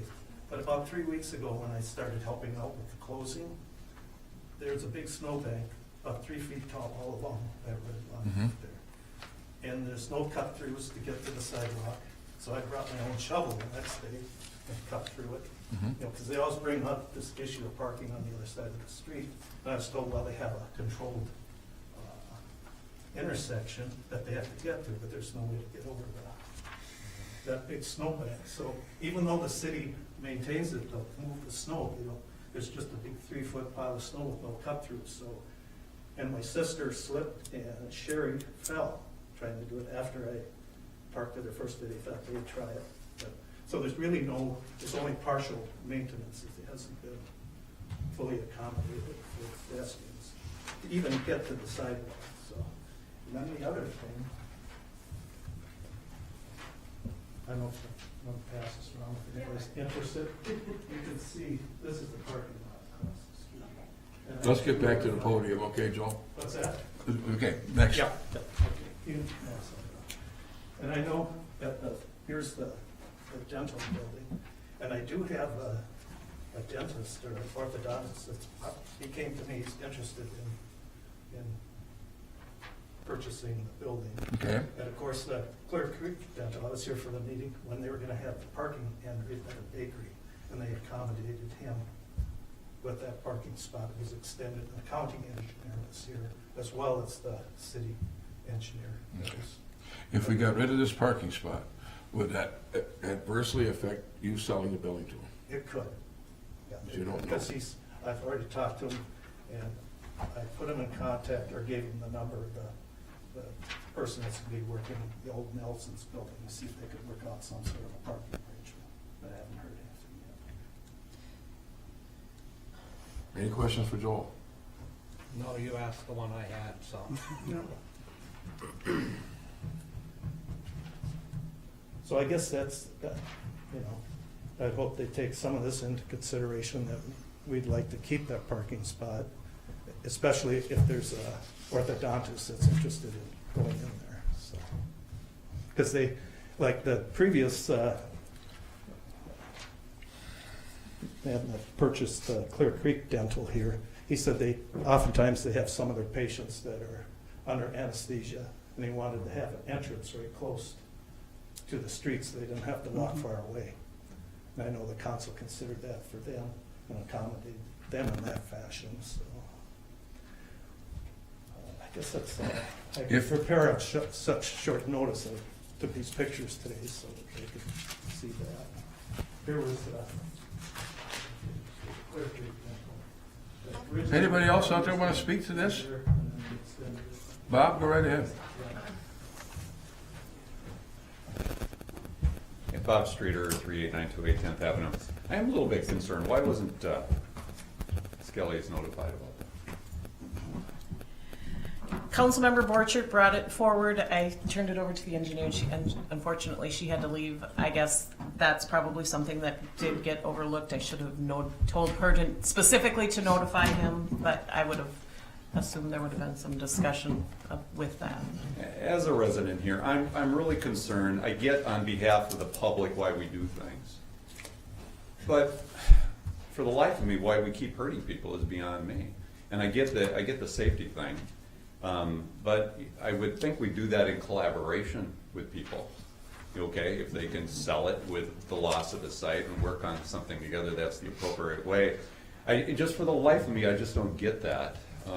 This 410 thing, I don't know the background of that either, but people buy in a location with certain expectations, and then we try to do something for the benefit of others. I get that, but then those people should pay for that.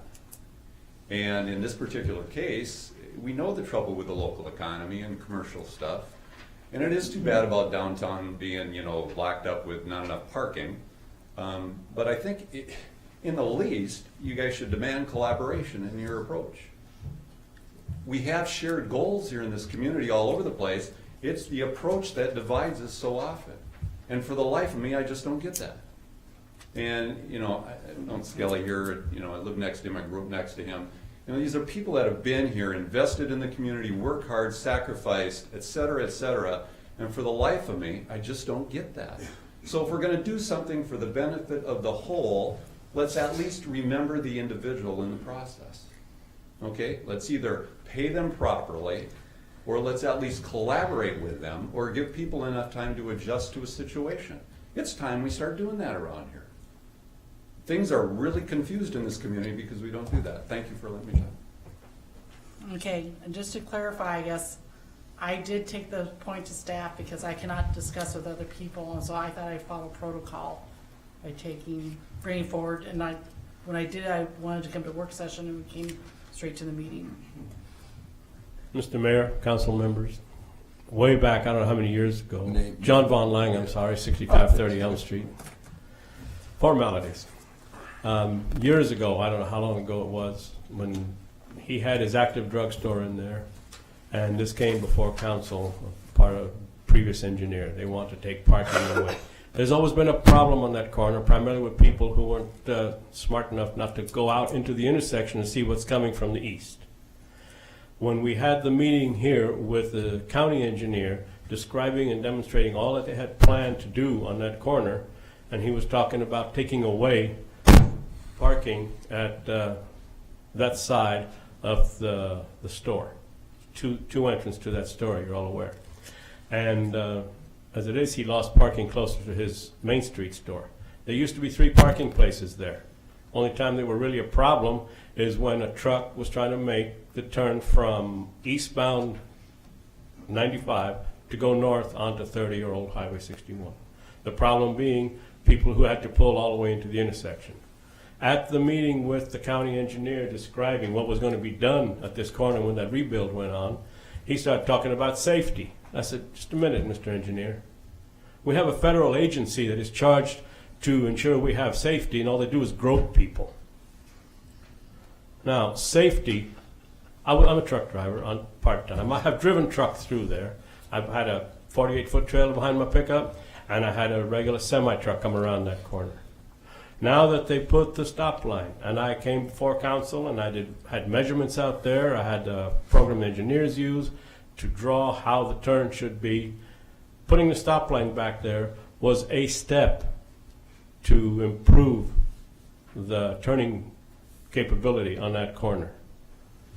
You go to Wyoming, the stop line goes all the way across the intersection. For whatever reason, this one didn't cover the next lane, the through lane. Trucks come through. You take away the parking or the potential of a vehicle parked there, it's going to allow truckers or people with a large trailer, especially your amateur weekend haulers, to come through there. They're going to come through a little faster. They're feeling a little more comfortable because there isn't a truck there or a car there, and they might run into the building. I don't think you're going to enhance safety. You're going to do a greater detriment to a business. If the cops would be more proactive and work that corner instead of being running around the country or sitting somewhere waiting for speeders in front of the fire hall, you sit and you stop people from parking all the way into the intersection to see what's going on. Even though the stop line is there, it still goes on. The stop line that they put there was a minor. And I think we could be a lot more proactive on improving the overall safety conditions of that without affecting. That place should have another parking spot.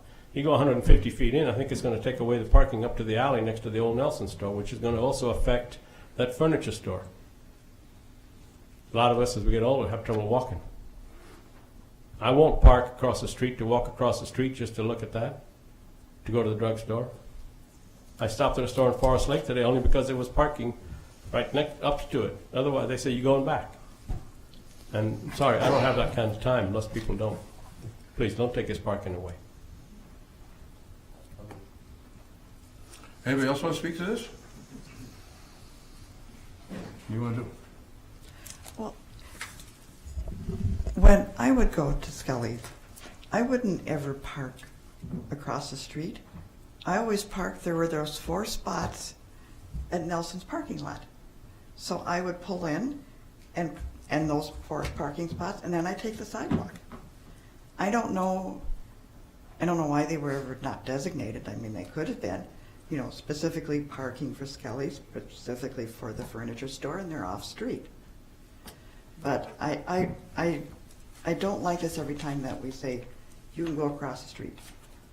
Because that's the better option is to go on the sidewalk.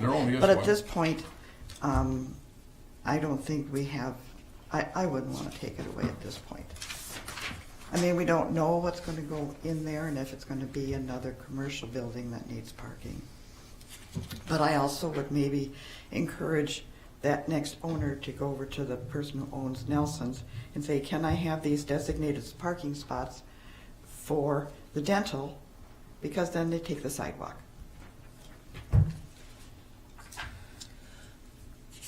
I I can see how removing the spot would hurt his opportunity to sell the business. I can see a real cost to make that a no parking zone, and I guess I'd want to see more than just anecdotal evidence that it would be increased safety. So if you look at that balance between the cost, which is mostly borne by him, and safety, I don't see the balance. So until we heard something different, I would suggest leaving the parking spot where it is.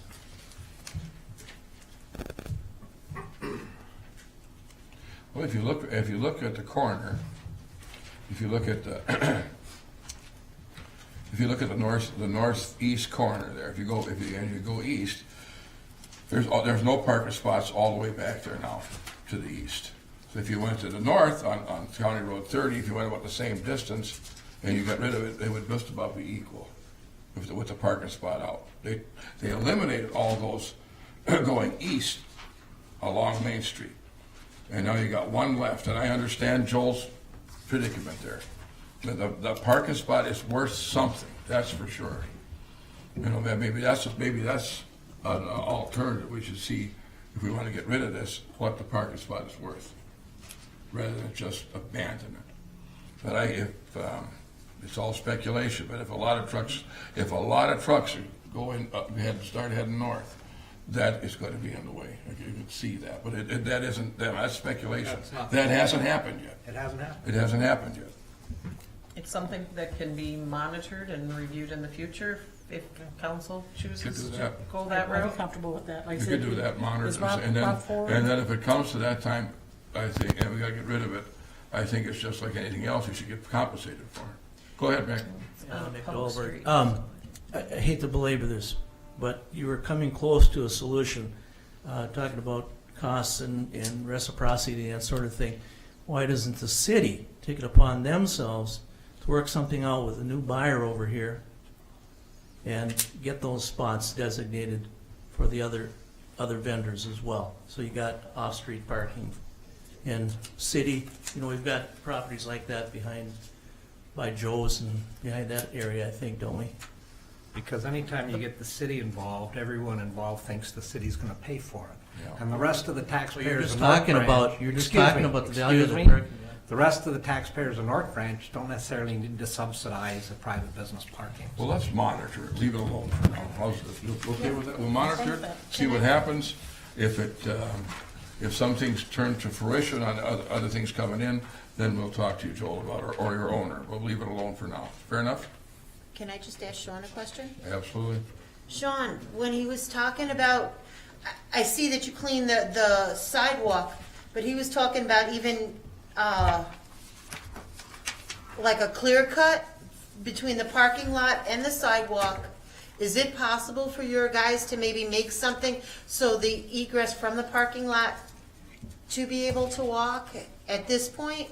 Yep, I didn't notice what he's talking about, and we'll take care of that. This was obviously a very unusual winter, lots of snow. Yeah. Yeah, it was the whole winter too, it wasn't Right. just the last storm. There hasn't been any egress or entrance exit out of there for the whole season. Well, he's gonna work on it, that, Okay, we'll leave it like, leave it Some of my alone. workers will park if they can get through. My sister did slip and Sherry actually fell. we don't want anybody to fall or get hurt. And with that, I'm gonna move up the water and light legislation. We'll move it up right now. Anybody that wants to speak to it can. I talked with Bob Barrett on Saturday. And I talked to Bridget today. I wasn't here for the meeting, but there's Bob Barrett, correct me if I'm wrong, Bob Barrett proposed a bill in the legislature for up to 7 members, and which is according to state statute. You can go up to 7 members. That's what he did. We can change it to any number that we want, or if we want 5. And Sean Nenow in the Senate proposed a bill to have non-residents, which is also in state statute. That they just followed what state statute says. But we'll open it up here. Whoever wants, we want to speak to it first, and then I'll open up. Anybody who wants to speak to it can. Well, I'm known as the researcher, so I went through the Minnesota statutes and I did a search to find out which cities had gone to the legislature to increase their commissions. So I've got Grand Rapids, Nashwauk, Shakopee, Baxter, Lakefield, and Delano.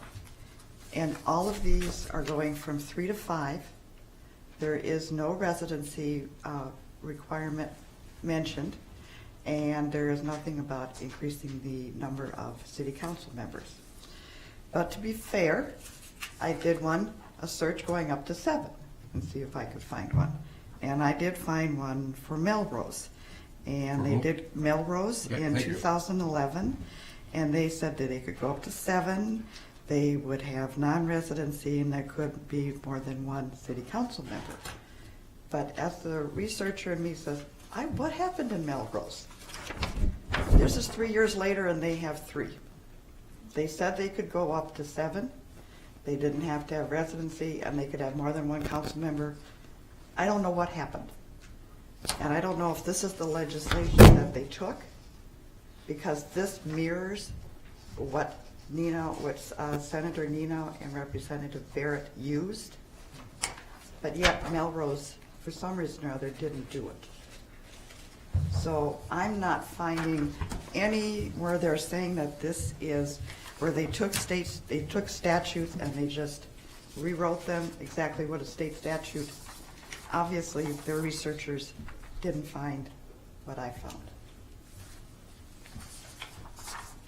And I think we should do what they did, up to 5, and that's it. Well, Anybody? yeah, I agree up to 5. I don't care if you put up to 7, because the council could still keep it at 5.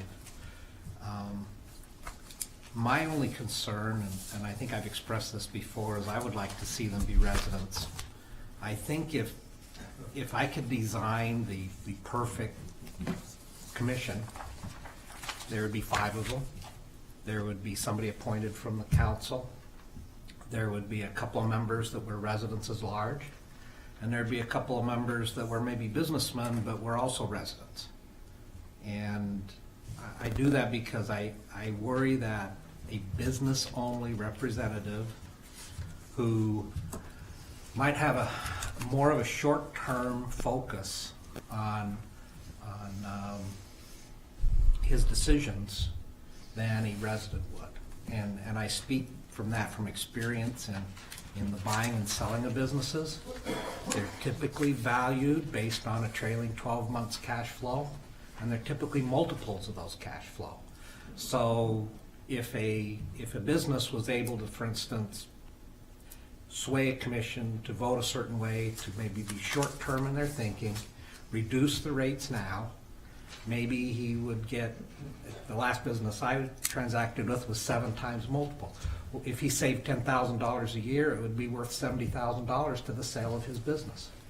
Now, if he happened to be a resident, that would be a further tie to make this person think longer term. So again, my preference would be that they be residents, and I would love to see more business representation, but there's no reason why we can't have a businessman who's also a resident. I'm sure there are a few around, and so that would be my preference, personally.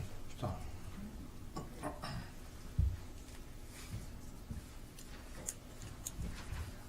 I just had a clarification, I guess. I just wanted,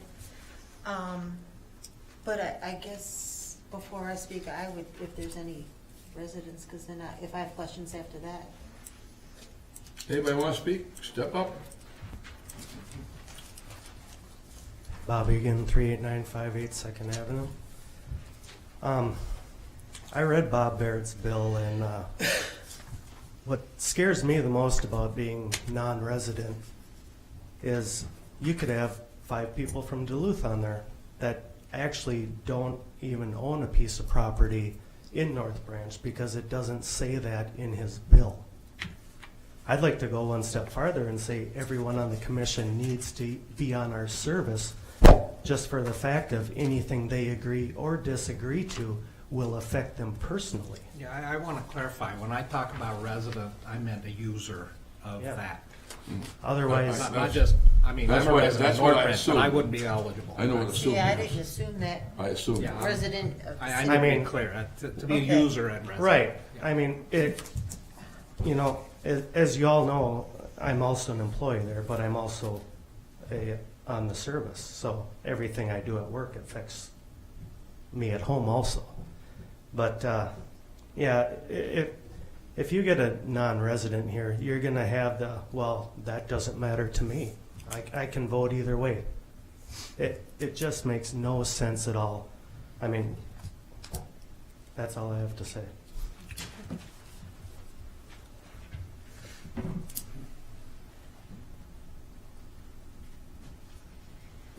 Good evening, Council and Mayor. I was actually expecting to speak under open forum, and I know there's a 1 minute time limit, so I wrote something up because I read a lot faster than I talk. So, over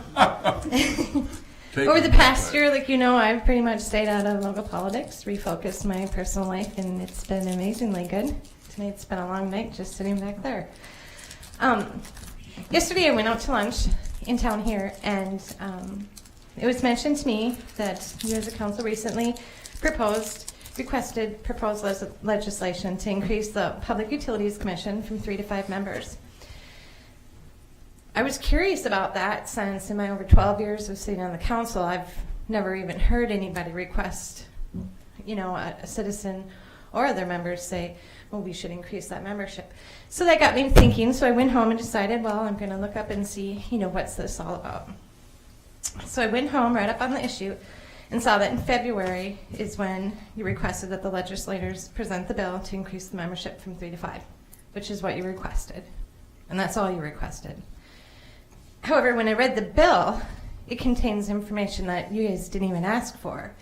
It proposed an increase, and I know people have already said this, but I'm just going to reiterate it, proposed an increase of up to 7 members, not the 5 that you asked for. And then it included stipulations on members not having to be residents, and also an increase in the amount of city council members that can serve on the commission from the 1, which we have in our state law, and you have in your city ordinance, to raise that from 1 to 2 council members serving on that. I'm really concerned, probably my main concern, is that this bill that was presented down at the legislature wasn't reflective of the direction you as a city council gave to our legislators in an official meeting. Somewhere along the line, either there was direction given to the legislators outside of an official meeting to add those things in, or our legislators took it upon themselves to change the legislation that you as a council requested. I know Representative Barrett has put in writing that it was under his direction that staff drafted the legislation that included those other things. And what's interesting is they drafted that in December. You didn't take your official action until February 10th. Something's definitely gone awry here. And that's very concerning, very concerning. Just to quickly put in my 2 cents on what I think about the increase of membership, I think remaining with the 3 members that you have now would be the best thing for the city. The reason for that is because it's going to clearly prevent any behind-the-scenes discussions or vote planning happening, because 2 members speaking that serve on that commission would then violate the open meeting law. You increase it to 5, you're opening the door to unethical behavior. So that's just a precautionary thing. Having only 1 council member to serve on the commission should stay as it is too. Even if you do increase it to 5, having 2 council members is kind of change the balance of the voting there. So if you do it to 5, I would still recommend that you just have 1 member. Councilmember Jensen mentioned about your layout, your perfect layout would be that seems to be a good plan. Residency really needs to be a must to serve on that commission. Bringing in people that aren't going to be affected by the decisions I don't know why you would do that. I think it should be limited to residents. Those are the ones that are going to be taxed for the utility, and it should also be required that at least one of those members well, actually, all of the members should be a user. If someone had mentioned about business owners and that sort of thing, and that's something you could think about, but there's also that concern, like Councilmember Johnson said. But just going to go back, my main concern coming up here is because you gave direction to our legislators to carry a bill, and either you have someone sitting at your table that's behind the scenes giving direction to our legislators, or else our legislators are doing things on their own. That's not only unethical, probably is a little bit illegal too. Thanks. Next. Amy, would you sign the clipboard, please? Bob Streeter, 3892 10th Avenue. I think general accusations that we just heard are inappropriate. Let's either get some facts and lay it out and do our homework that way. I think with the background of the individual who just spoke, to make those sort of open-ended, again, nefarious accusations about people in this community, when most of the problems in the world are communication and timing and people having adequate time to do things when they're living a life and doing a job and then serving in a public office for any of you. Okay. Number two, if 3 is the perfect size for everybody, then which 2 of you want to quit? Okay, let's do that on everyone, the EDA and everybody, okay? So we want to elect people and we want to hold them accountable as residents and be respectful of one another and ask good questions and ask for follow-up. But 3 is not perfection here. We had a good meeting here a month or so ago on open meeting law and those conflicts of interest and common law conflicts of interest, which gets a little more touchy and interesting, and people's perspectives in a community. I would certainly encourage everybody in this community to try to take a stance when they're making a decision to either step aside from a decision if they could be even painted close to it with relatives or anybody else. I think that's appropriate. But to make this accusation that 3 is perfection on a group, I find, again, inappropriate. Okay, then I'm not saying you should or you shouldn't. I think having residents be on the group is the proper way to go, especially people on the service. But you can take 1 person out of 5 who's a business person, because we have a lot of business interests outside the community that want to look at this town, and you can have them be on that water and light, and 1 vote is not going to swing it if that person's out of line, right? 1 is not going to do it here. And if we want to truly look at taxation or fees based on representation, then it would not be inappropriate for you to debate and discuss having 1 person who's a business person who pays the fees and the utilities. Trent's point, I thought Councilman Trent, is well taken, okay? But 1 vote is not going to make a bad decision. And overreacting to that, I think, would be an overreaction, but that doesn't mean I'm suggesting you should do that. I think where possible, we should have residents of this community, business people, and people that just live here on these groups. So, I think it's good that you guys are looking at this, and it's good you're discussing this, and, and there's different ways of looking at this, but let's keep it into a realistic discussion without this nefarious connotations of other people getting involved in what's going on. Thank you. Bob, would you sign the clipboard, please?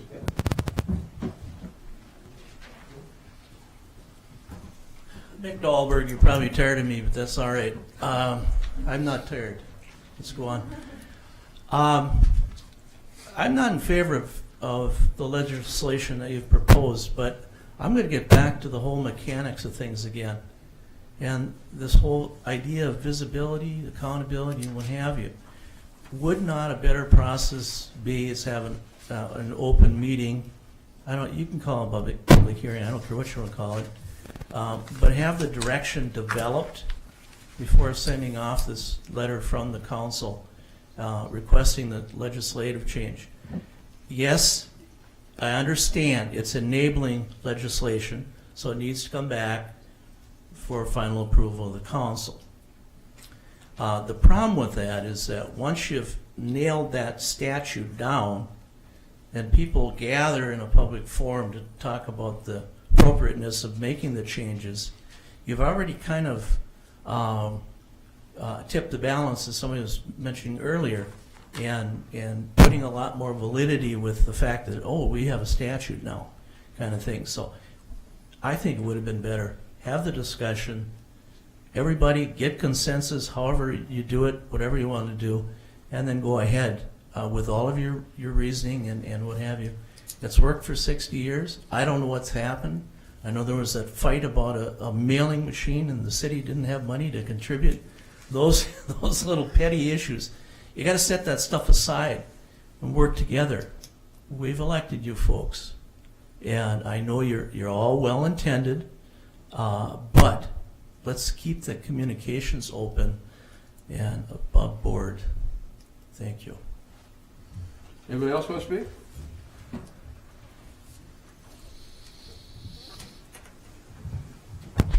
Kirsten Kennedy, 7149 378th Avenue, North Branch, Minnesota. Mayor Lindquist and Council, once again we have a problem in the city of North Branch. The problem is transparency, and the problem is you silencing citizens from participating in the political process. I don't know of any other city in the state of Minnesota or any other city who has moved public comment to the end of meetings after votes are taken. Bob Barrett, in his email today to the city, stated that he drafted that legislation in December or January. I was at the meeting during the work session over the summer when Joyce and Lindquist tried really hard to sell our power company. When they didn't get their way, the next thing we know, it's a discussion of growing it bigger. The legislation did not mirror what was directed by the city council, and yet no one knew about it. Your transparency is embarrassing. The citizens need to know what's going on. So what I would suggest is that you have the courage to move public comment back to the beginning of meetings, that you do what you did when you were elected. I have all your mailers talking about how transparent you're going to be and how the voice of the citizens is the most important thing. And quit acting like bullies from the pulpit and start doing the business of the citizens of North Branch. Thank you. Will you sign the clipboard, please, Kirsten? Yeah, go ahead, Bob. Bob Streeter, 38928 10th Avenue. I've lived in this town for 51 years, and I was quite involved in the local stuff for a long, long time. And I've seen a lot of councils come and go. You guys are a pretty open group. I don't see any bullying stuff going on here comparably to what I've seen in the past. In fact, in recent memory, there was a time here not so long ago where we couldn't even comment about stuff. I mean, you allowing me to come up twice and allowing other people to speak to this issue says that you want to get comments and you're willing to do that. And you've deferred and you push things out for other decisions or whatever, and more time. So this conversation that some people in this community are putting in front of you, calling you bullies and being untransparent, I guess we can turn and pivot that, okay, the staff doesn't have enough time to notify people to get the stuff done. You know, there has to be some patience here. I think for some reason there's another agenda trying to label people when they're not that way. And I, for one, am very tired of that. And I think it's time just to work together and to collaborate here and to look at our shared values and get a job done. But to point fingers about things not being open, I believe people don't know what they're talking about. And I do, and I've been here a long time with a lot of councils when nothing could be said, and nobody knew what was going on absolutely at all in this community. So these comments are totally inappropriate, totally unfounded, and people don't know what they're talking about. And I, appreciate the fact you let people talk during the meeting. Unlike we were only allowed to speak at the beginning, but when an issue would come up before in the last decade, you couldn't speak to it. Or even question the data at times when it was very critical and it was wrong. Thank you. If everyone else wants to speak, can speak, but let's speak to the water and light thing and not other stuff, okay? There will be public comment later on. Okay, and I'm going to make this really brief. Mr. Streeter stood up here and said that I didn't do my research. I don't have any facts. I have facts here, and I'll have Bridget copy them. It's a copy of the letter that was issued by the city to our legislators stating what it was that you asked. And I have copies of the minutes that confirm that same thing. And I have copies of the bills that were presented down in the House file and the Senate file. I did my research. I have my facts. And it's ironic. He stands up here and says he doesn't want the council to be bullied. He probably should stand at the podium and bully other citizens as well. Shame on you, Bob. Shame on you, Amy. That's enough. That's enough. That's enough, Bob. That's enough. But we're going to stop this right now. If you want to speak to the Water and Light Commission only. If you want to speak on something else, there'll be public comment later. I'd suggest that this is becoming emotional. We should just move on with business. Stop that. Well, we'll let Joe speak. All right. I'm not going to get emotional. I just had a question. Was there a problem that it went from 3 to 4, 5, or 7? Is there a situation at hand that we're concerned about that's not working? And I guess, because I do pay for the service, I have business in town, and I do feel it's important when the lights go out or we have a water main break that they are Johnny on the spot and they get to it and we have the lights back on. So will increasing the commission to 5 or 7 at worst, first of all, I would hope that it would stay obviously local and for the users of the service. But with an emergency coming up, especially if they were out of the city, could it cause bigger problems with timing? Because usually when electric goes off or there's a water issue, time is of the essence. So if you have to try to communicate with someone that's not answering your cell phone and you can't get something, a majority vote to have something completed, would that pose a bigger problem than having 3, where we're at today, or 5? And then having a balanced commission, obviously, that would be the goal, to have a very balanced and ethical committee, obviously. I think that goes without saying.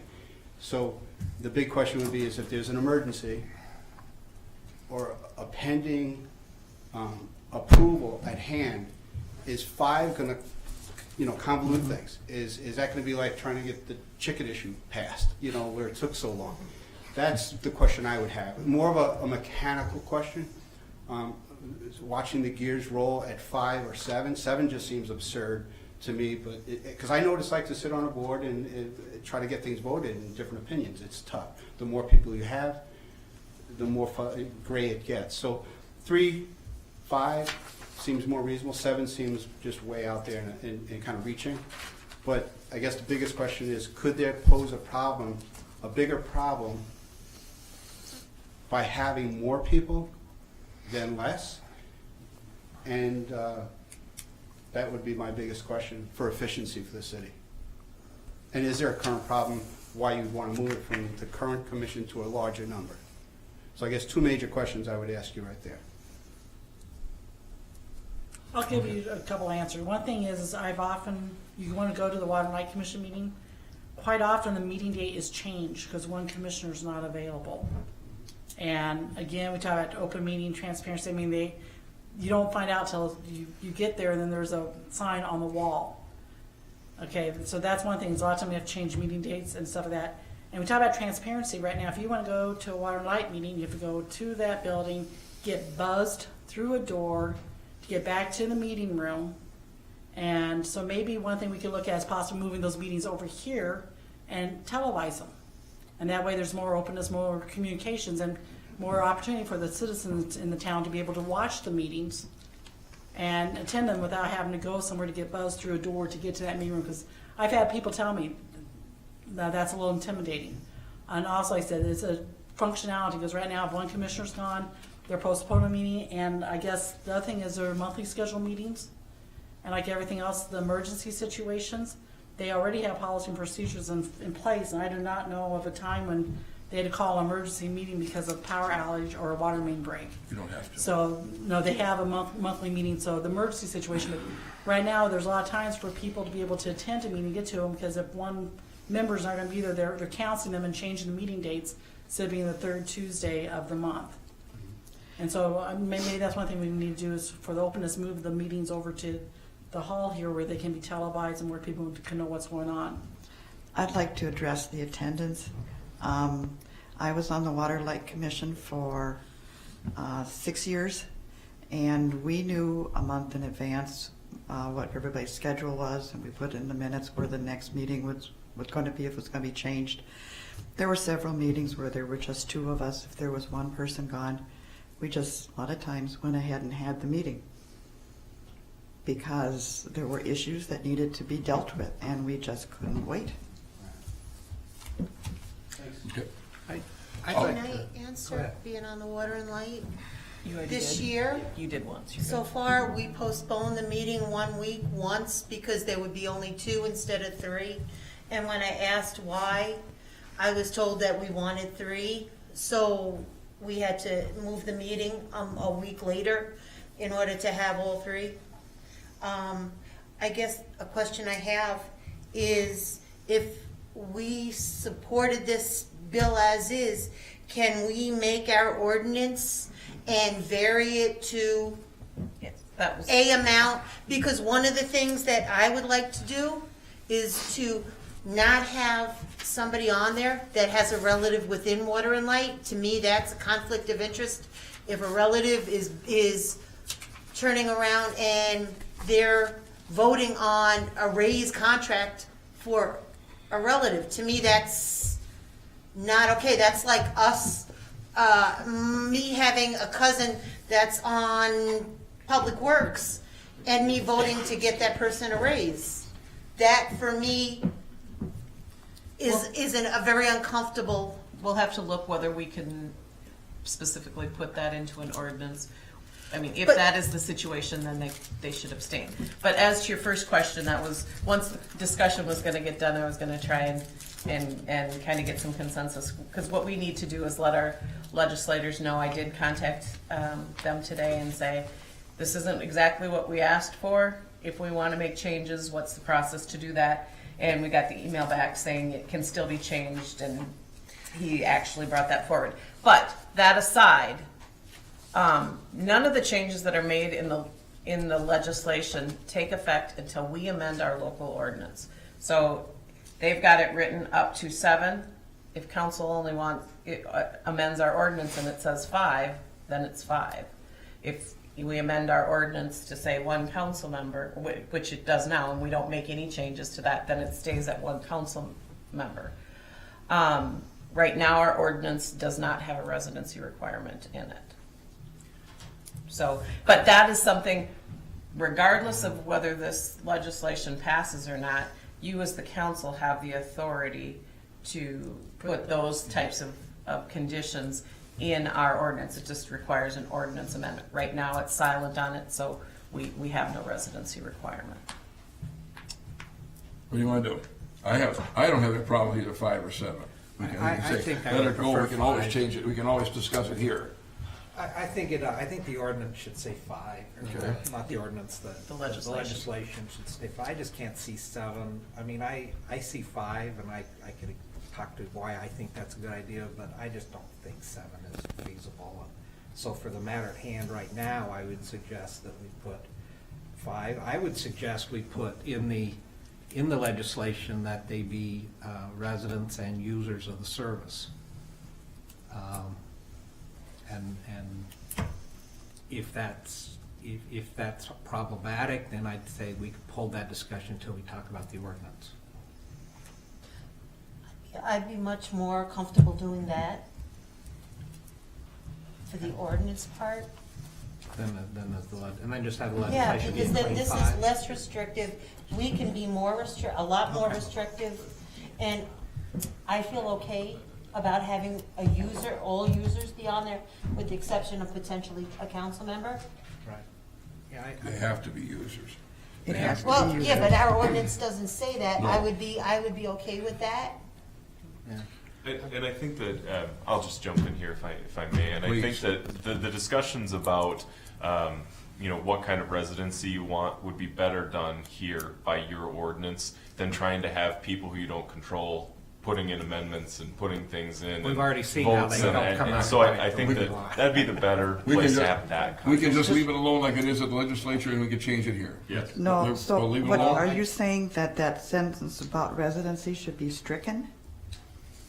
I would think it should just be stricken, because we don't have a residency requirement now. No, and I don't there's want not one in the state statute. But I don't want even in legislation saying that non-residency is okay. I don't want somebody from Cambridge. I don't want a competing electric company coming and saying, I'm not a resident. I want to be on your committee. I want it stricken. I guess I have a question just for understanding. When Councilmember Jensen used residency, he was referring to users. Right. When Councilmember Bloomquist just used it, she, I believe, made the concept of living in North Branch. So I'm hearing even in here, residency is interpreted in two different ways. Because right now, What would the legal definition be in regards to understanding what the statute would be? And I would think, if you want me to jump in, I'm not sure exactly how, there are several definitions of residency in the statutes. I'm not sure exactly how they mean it here. It's probably in a definition earlier in this section defining residency. That's certainly something we can look at. I agree But with if Kathy. we wanted I to want be- it stricken. We should just pull it. Just There's- pull it. There's no let's have a there's- nice clean bill that let's- says we yeah. can go up to 5 and that's it. That's it. Because I think What when about I the read business this in person yours, that it would pays be- a I big would- bill what? and I he doesn't live here, but he would- works here or owns a business here? That doesn't count. Not for the legislation. For the that could be part of the ordinance discussion. That could be part of our ordinance, but the that's- legislation, I could do that. So I'd just be clean, fine. I 5, do that. that's it.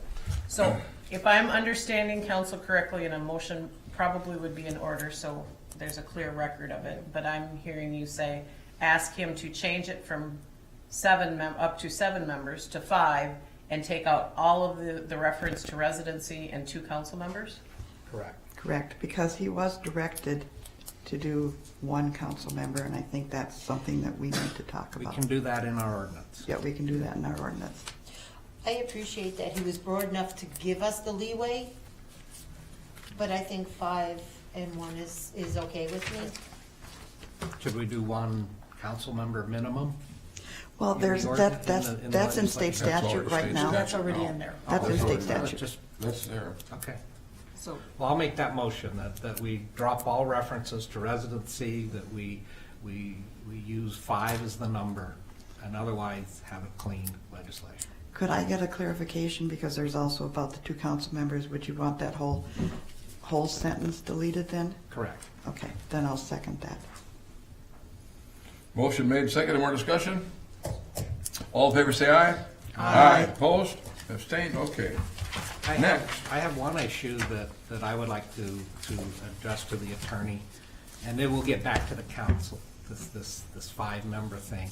When we were having our training class on the legal issues, open meeting law, that type of stuff, there was some discussion about, for instance, if I served on the council and I owned the hardware store, I think we used Chuck as an example, we couldn't do business with Chuck. And I'm assuming that would be also the case with the commission, the Water and Power Commission. I would like some definitioning or some research. Number one, my understanding is that's a fairly close group, and there's a lot of nepotism and so on in that organization. So, number one, I'd like to know what that is.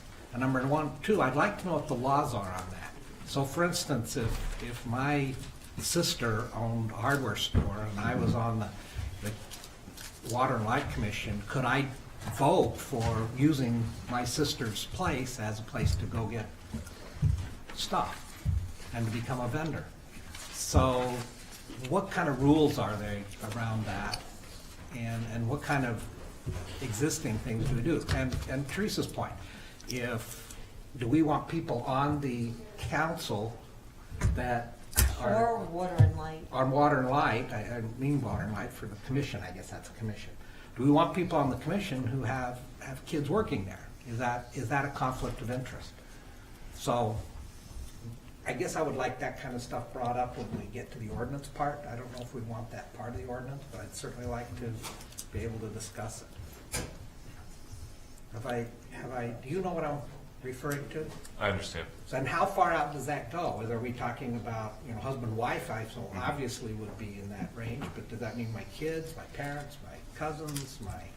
Well, would you use that for what we do with family,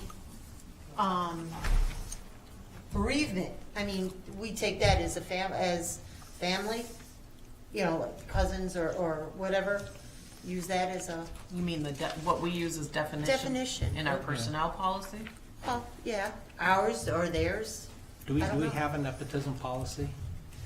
No. No. We do in our personnel policy have one section that talks about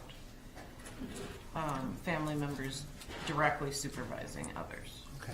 Then another research project for you, because I love to spend city money on this, is can the council direct the commission to have a nepotism policy? Or can we pass an ordinance that says that this is the rules that they have to adopt, or is that something they have to adopt themselves? And I'm speaking broadly in the sense that what's good for the goose is good for the gander. So if it's a policy we're asking the commission to look at, this is a policy that ought to be applicable to the council and the city as well. But, okay, you know what I'm getting at. I do. Okay. Anything else? No, I'm done.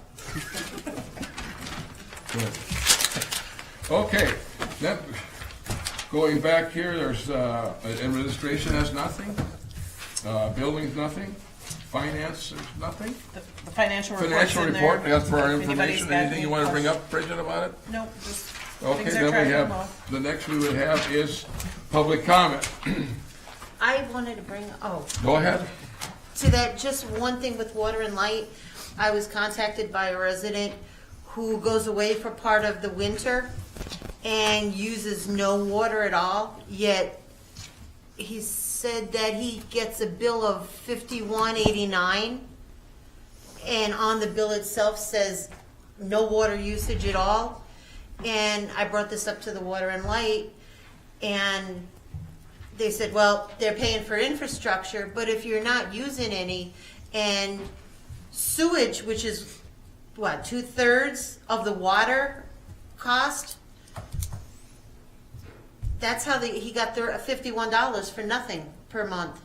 And I guess to look at it, if you're not using it, why are you getting that big of a bill? Is there something that we can do for snowbirds that go away for 2 or 3 months? They have a disconnect, and the disconnect or the reconnect is $50. However, I mean, it just doesn't make sense to me. I think you should go back to the Water and Light Commission, because we had that discussion, and I don't know, Ron, I don't know if you were We there. talked that about night. it too. They Yeah, have a- we already they have a talked minimum- about They have a that. minimum charge per month. Or like they can disconnect them, and that's a charge for disconnecting, and then later on they can connect, and that's another charge. That's the option. But there is nothing, there's nothing there that was discussed a couple of times when I was on the board. Two different gentlemen came in, I believe, and the same thing, and there are snowbirds, and we left it alone. We just left it at the minimum charge per month. Because it'll cost them twice as much, I think, to disconnect and to reconnect than to pay the $51. Were there people, Councilmember Bloomquist, when you were on the board for the 5 or 6 years? No, That no. came, nobody? Nobody came. If I don't think it's that uncommon to have a minimum charge. That's a minimum It's charge is a just common thing. $51 for the month, and that's going for water and for sewage? I don't know, I just know the Sewer would be us. There's a Well, lot of Yeah, minimum. I mean, just, You have two separate deals there on one bill. That's part of the problem to start with. You have two minimum charges, one for water, One for one for sewer. But one of them's yours, one of them's the light plant, but all on the light plant's bill, and that's where a lot of people are getting kind of mixed up. Well, as to the sewer portion, I mean, we have ongoing maintenance and expenditure for keeping the plant up and operating, whether those individuals are here for the winter months or not, we still have a cost to maintain our system year-round. The same for But water is and the cost electric. the same whether you're using the system or not? No, but you got a minimum. You got a minimum usage. Everybody's hooked up to it. They're on the system. You got a minimum to maintain the system. That's what they're paying for, is the minimum. And he It's has not, a, that's not an outrageous fee he to has do a this. choice, Teresa. He could stop the water and stop the sewer and pay that charge. And then when he gets back, start the water and start the sewer if he doesn't want to pay that minimum in Exactly. between. But it'll cost him more to shut off and turn it back on. I'm getting to like septic's better and better. Well, I don't think you're shut. The sewer you wouldn't shut off. No, you shouldn't, but the water, The your water. water. I don't think you'd shut off the sewer because there wouldn't be any sewage anyway. You shut the water off. But That's- to our that's point, besides if the you're point. on the, you got 3 minimums on that We're one gonna bill. move on. Yes. You got 3 minimums on Okay. it. The financial report, anything you want to talk about on that? Nope, if you've Okay. got any questions, I'll try and answer them, or otherwise have Richard answer them. Next, we have public comment. Public comment provides the opportunity for the public to address the council items that are not on the agenda. Please raise your hand to be recognized. Please state your name and address for the record.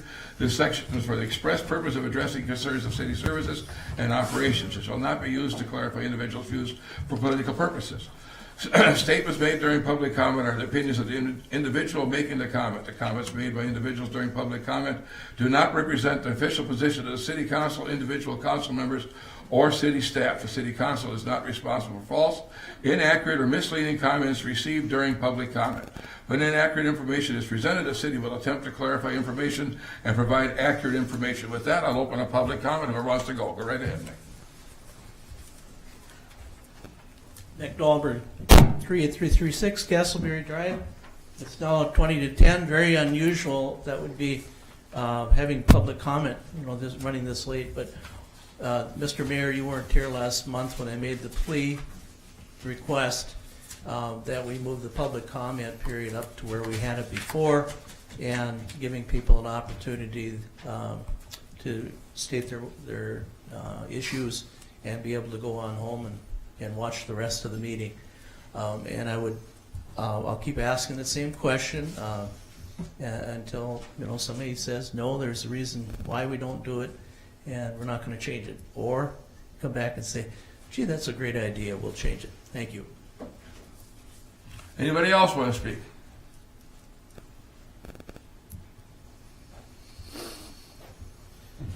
Good evening, Mr. Mayor, council members. John Von Lang, 6530 Elm Street. Unfortunately, due to that little spat that went on, I was deprived of my opportunity prior to the vote. But at the present time, I believe we only have one commission within the city that has taxing or charging powers. I believe that's the EDA. We also have the Water and Light, which is a commission and a business, if you want to call it a business, because Water and Light is a business. They're charging for providing a service. And quite frankly, I think expanding it to a great number of people will reduce the number of opportunities for costs, charges, pay raises like we just recently had for somebody in the Power and Light. And now this is taxation without representation, what we have with this commission. If you do put non-resident on there, then that non-resident should be a business owner, such as currently exists with the EDA. The EDA doesn't, our rates aren't going up. I worked for a businessman in town until he just recently sold it, and every time he turned around, he says, it's March, water rate's gonna go up. Every spring, water rates go up. Constantly, water rates go up. Well, it costs money. It gotta go up. And to address the question Teresa was bringing up about the $51, Trent could probably help me with the exact term, but there's a fixed cost of operation. It's a business term. Fixed cost. Fixed cost. Whether you open, I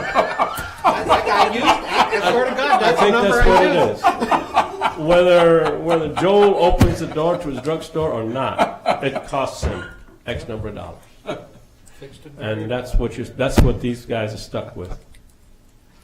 Anyhow, that's okay. Oh, I promised the resident I would bring it up. That's okay. Fixed cost of operation is a technical term for that.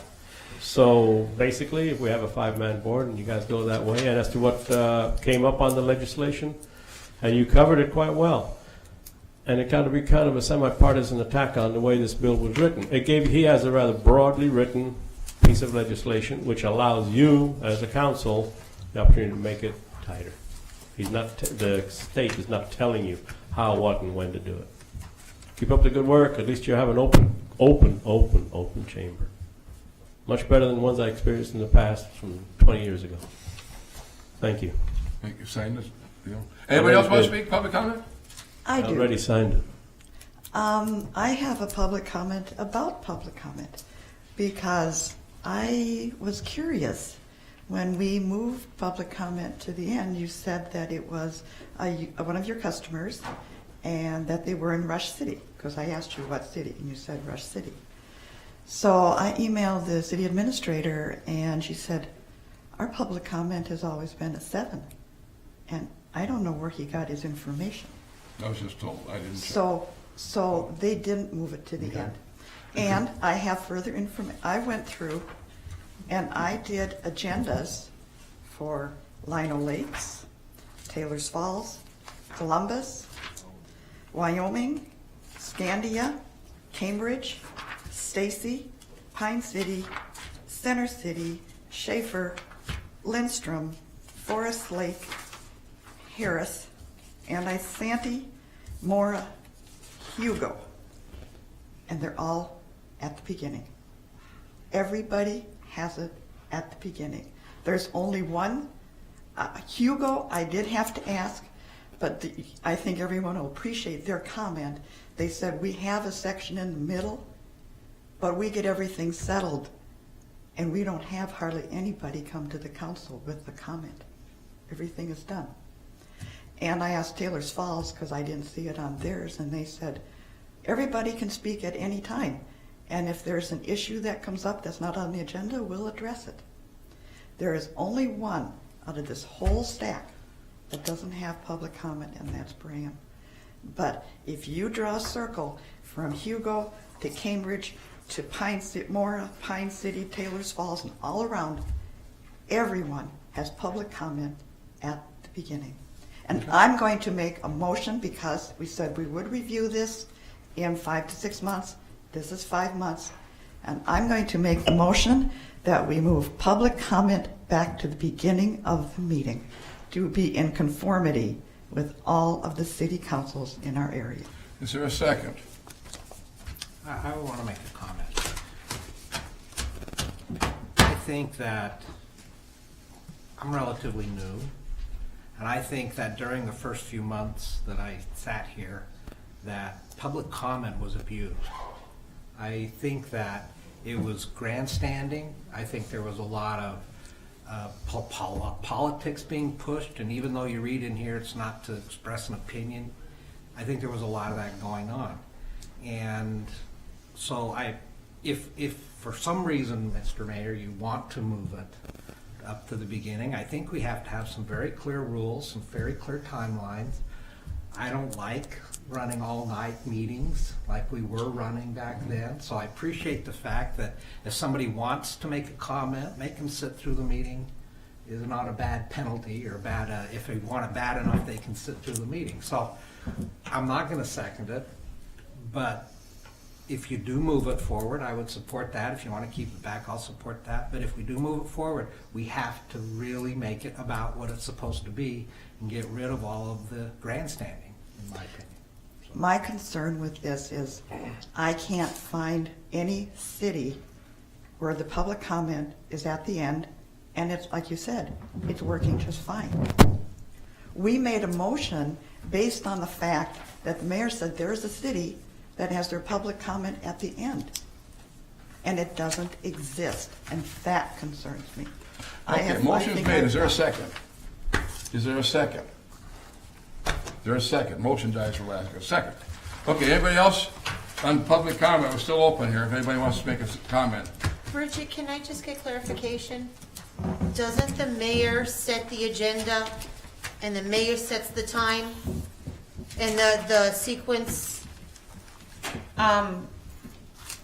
It depends. I mean, there have been councils, mayors that have been very involved in the agenda setting process. There are others that have not taken part at all. We do have in our ordinance the items that will be on the agenda. Other than that, I mean, the mayor does have some discretion there, but the council ultimately can make amendments to any agenda. And we've had mayors in the past who have let people speak for 2 minutes, not ask a council a question, and then we're not allowed to talk during the meeting. I remember at the Legion Hall. The mayor presides over the meeting. And that's what I'm saying, this is a lot more open and transparent than, Moving on. Anything on unfinished business? Anybody got anything? New business? Okay. Upcoming agendas, Bridget, anything? Just one note, since we put the packet together, April 17th, we've scheduled time with Jerry Spetzman from the county water department to talk about the water atlas. Okay. Ken had mentioned to me today that that might be helpful information for the planning commission as well, so we'll invite the planning commission to Sounds attend good. if they are Okay. available. I was also going to suggest the Water and Light Commission. I mean, because we struggled for years to find water until we finally found the fault. I can extend the invitation to them as Yes, well. please do, because there's some stuff about abandoned wells that they need to know about too. Okay, with that, motion to One more- adjourn. one Oh, more. excuse me. Go April ahead. 3rd, didn't we move that to 6:15? Yep, April 3rd is when? 6:15. 6:15. Yep, and 6:15 that's, did a time change, if I Okay. remember right. yeah, it's on here. Well, not on here. Oh, on the back, on that one, sorry about that, April yep. 3rd, 6:15. Motion to adjourn is in order. I'll make that motion. Second. second. All in favor, say aye. Aye. Aye, we're done.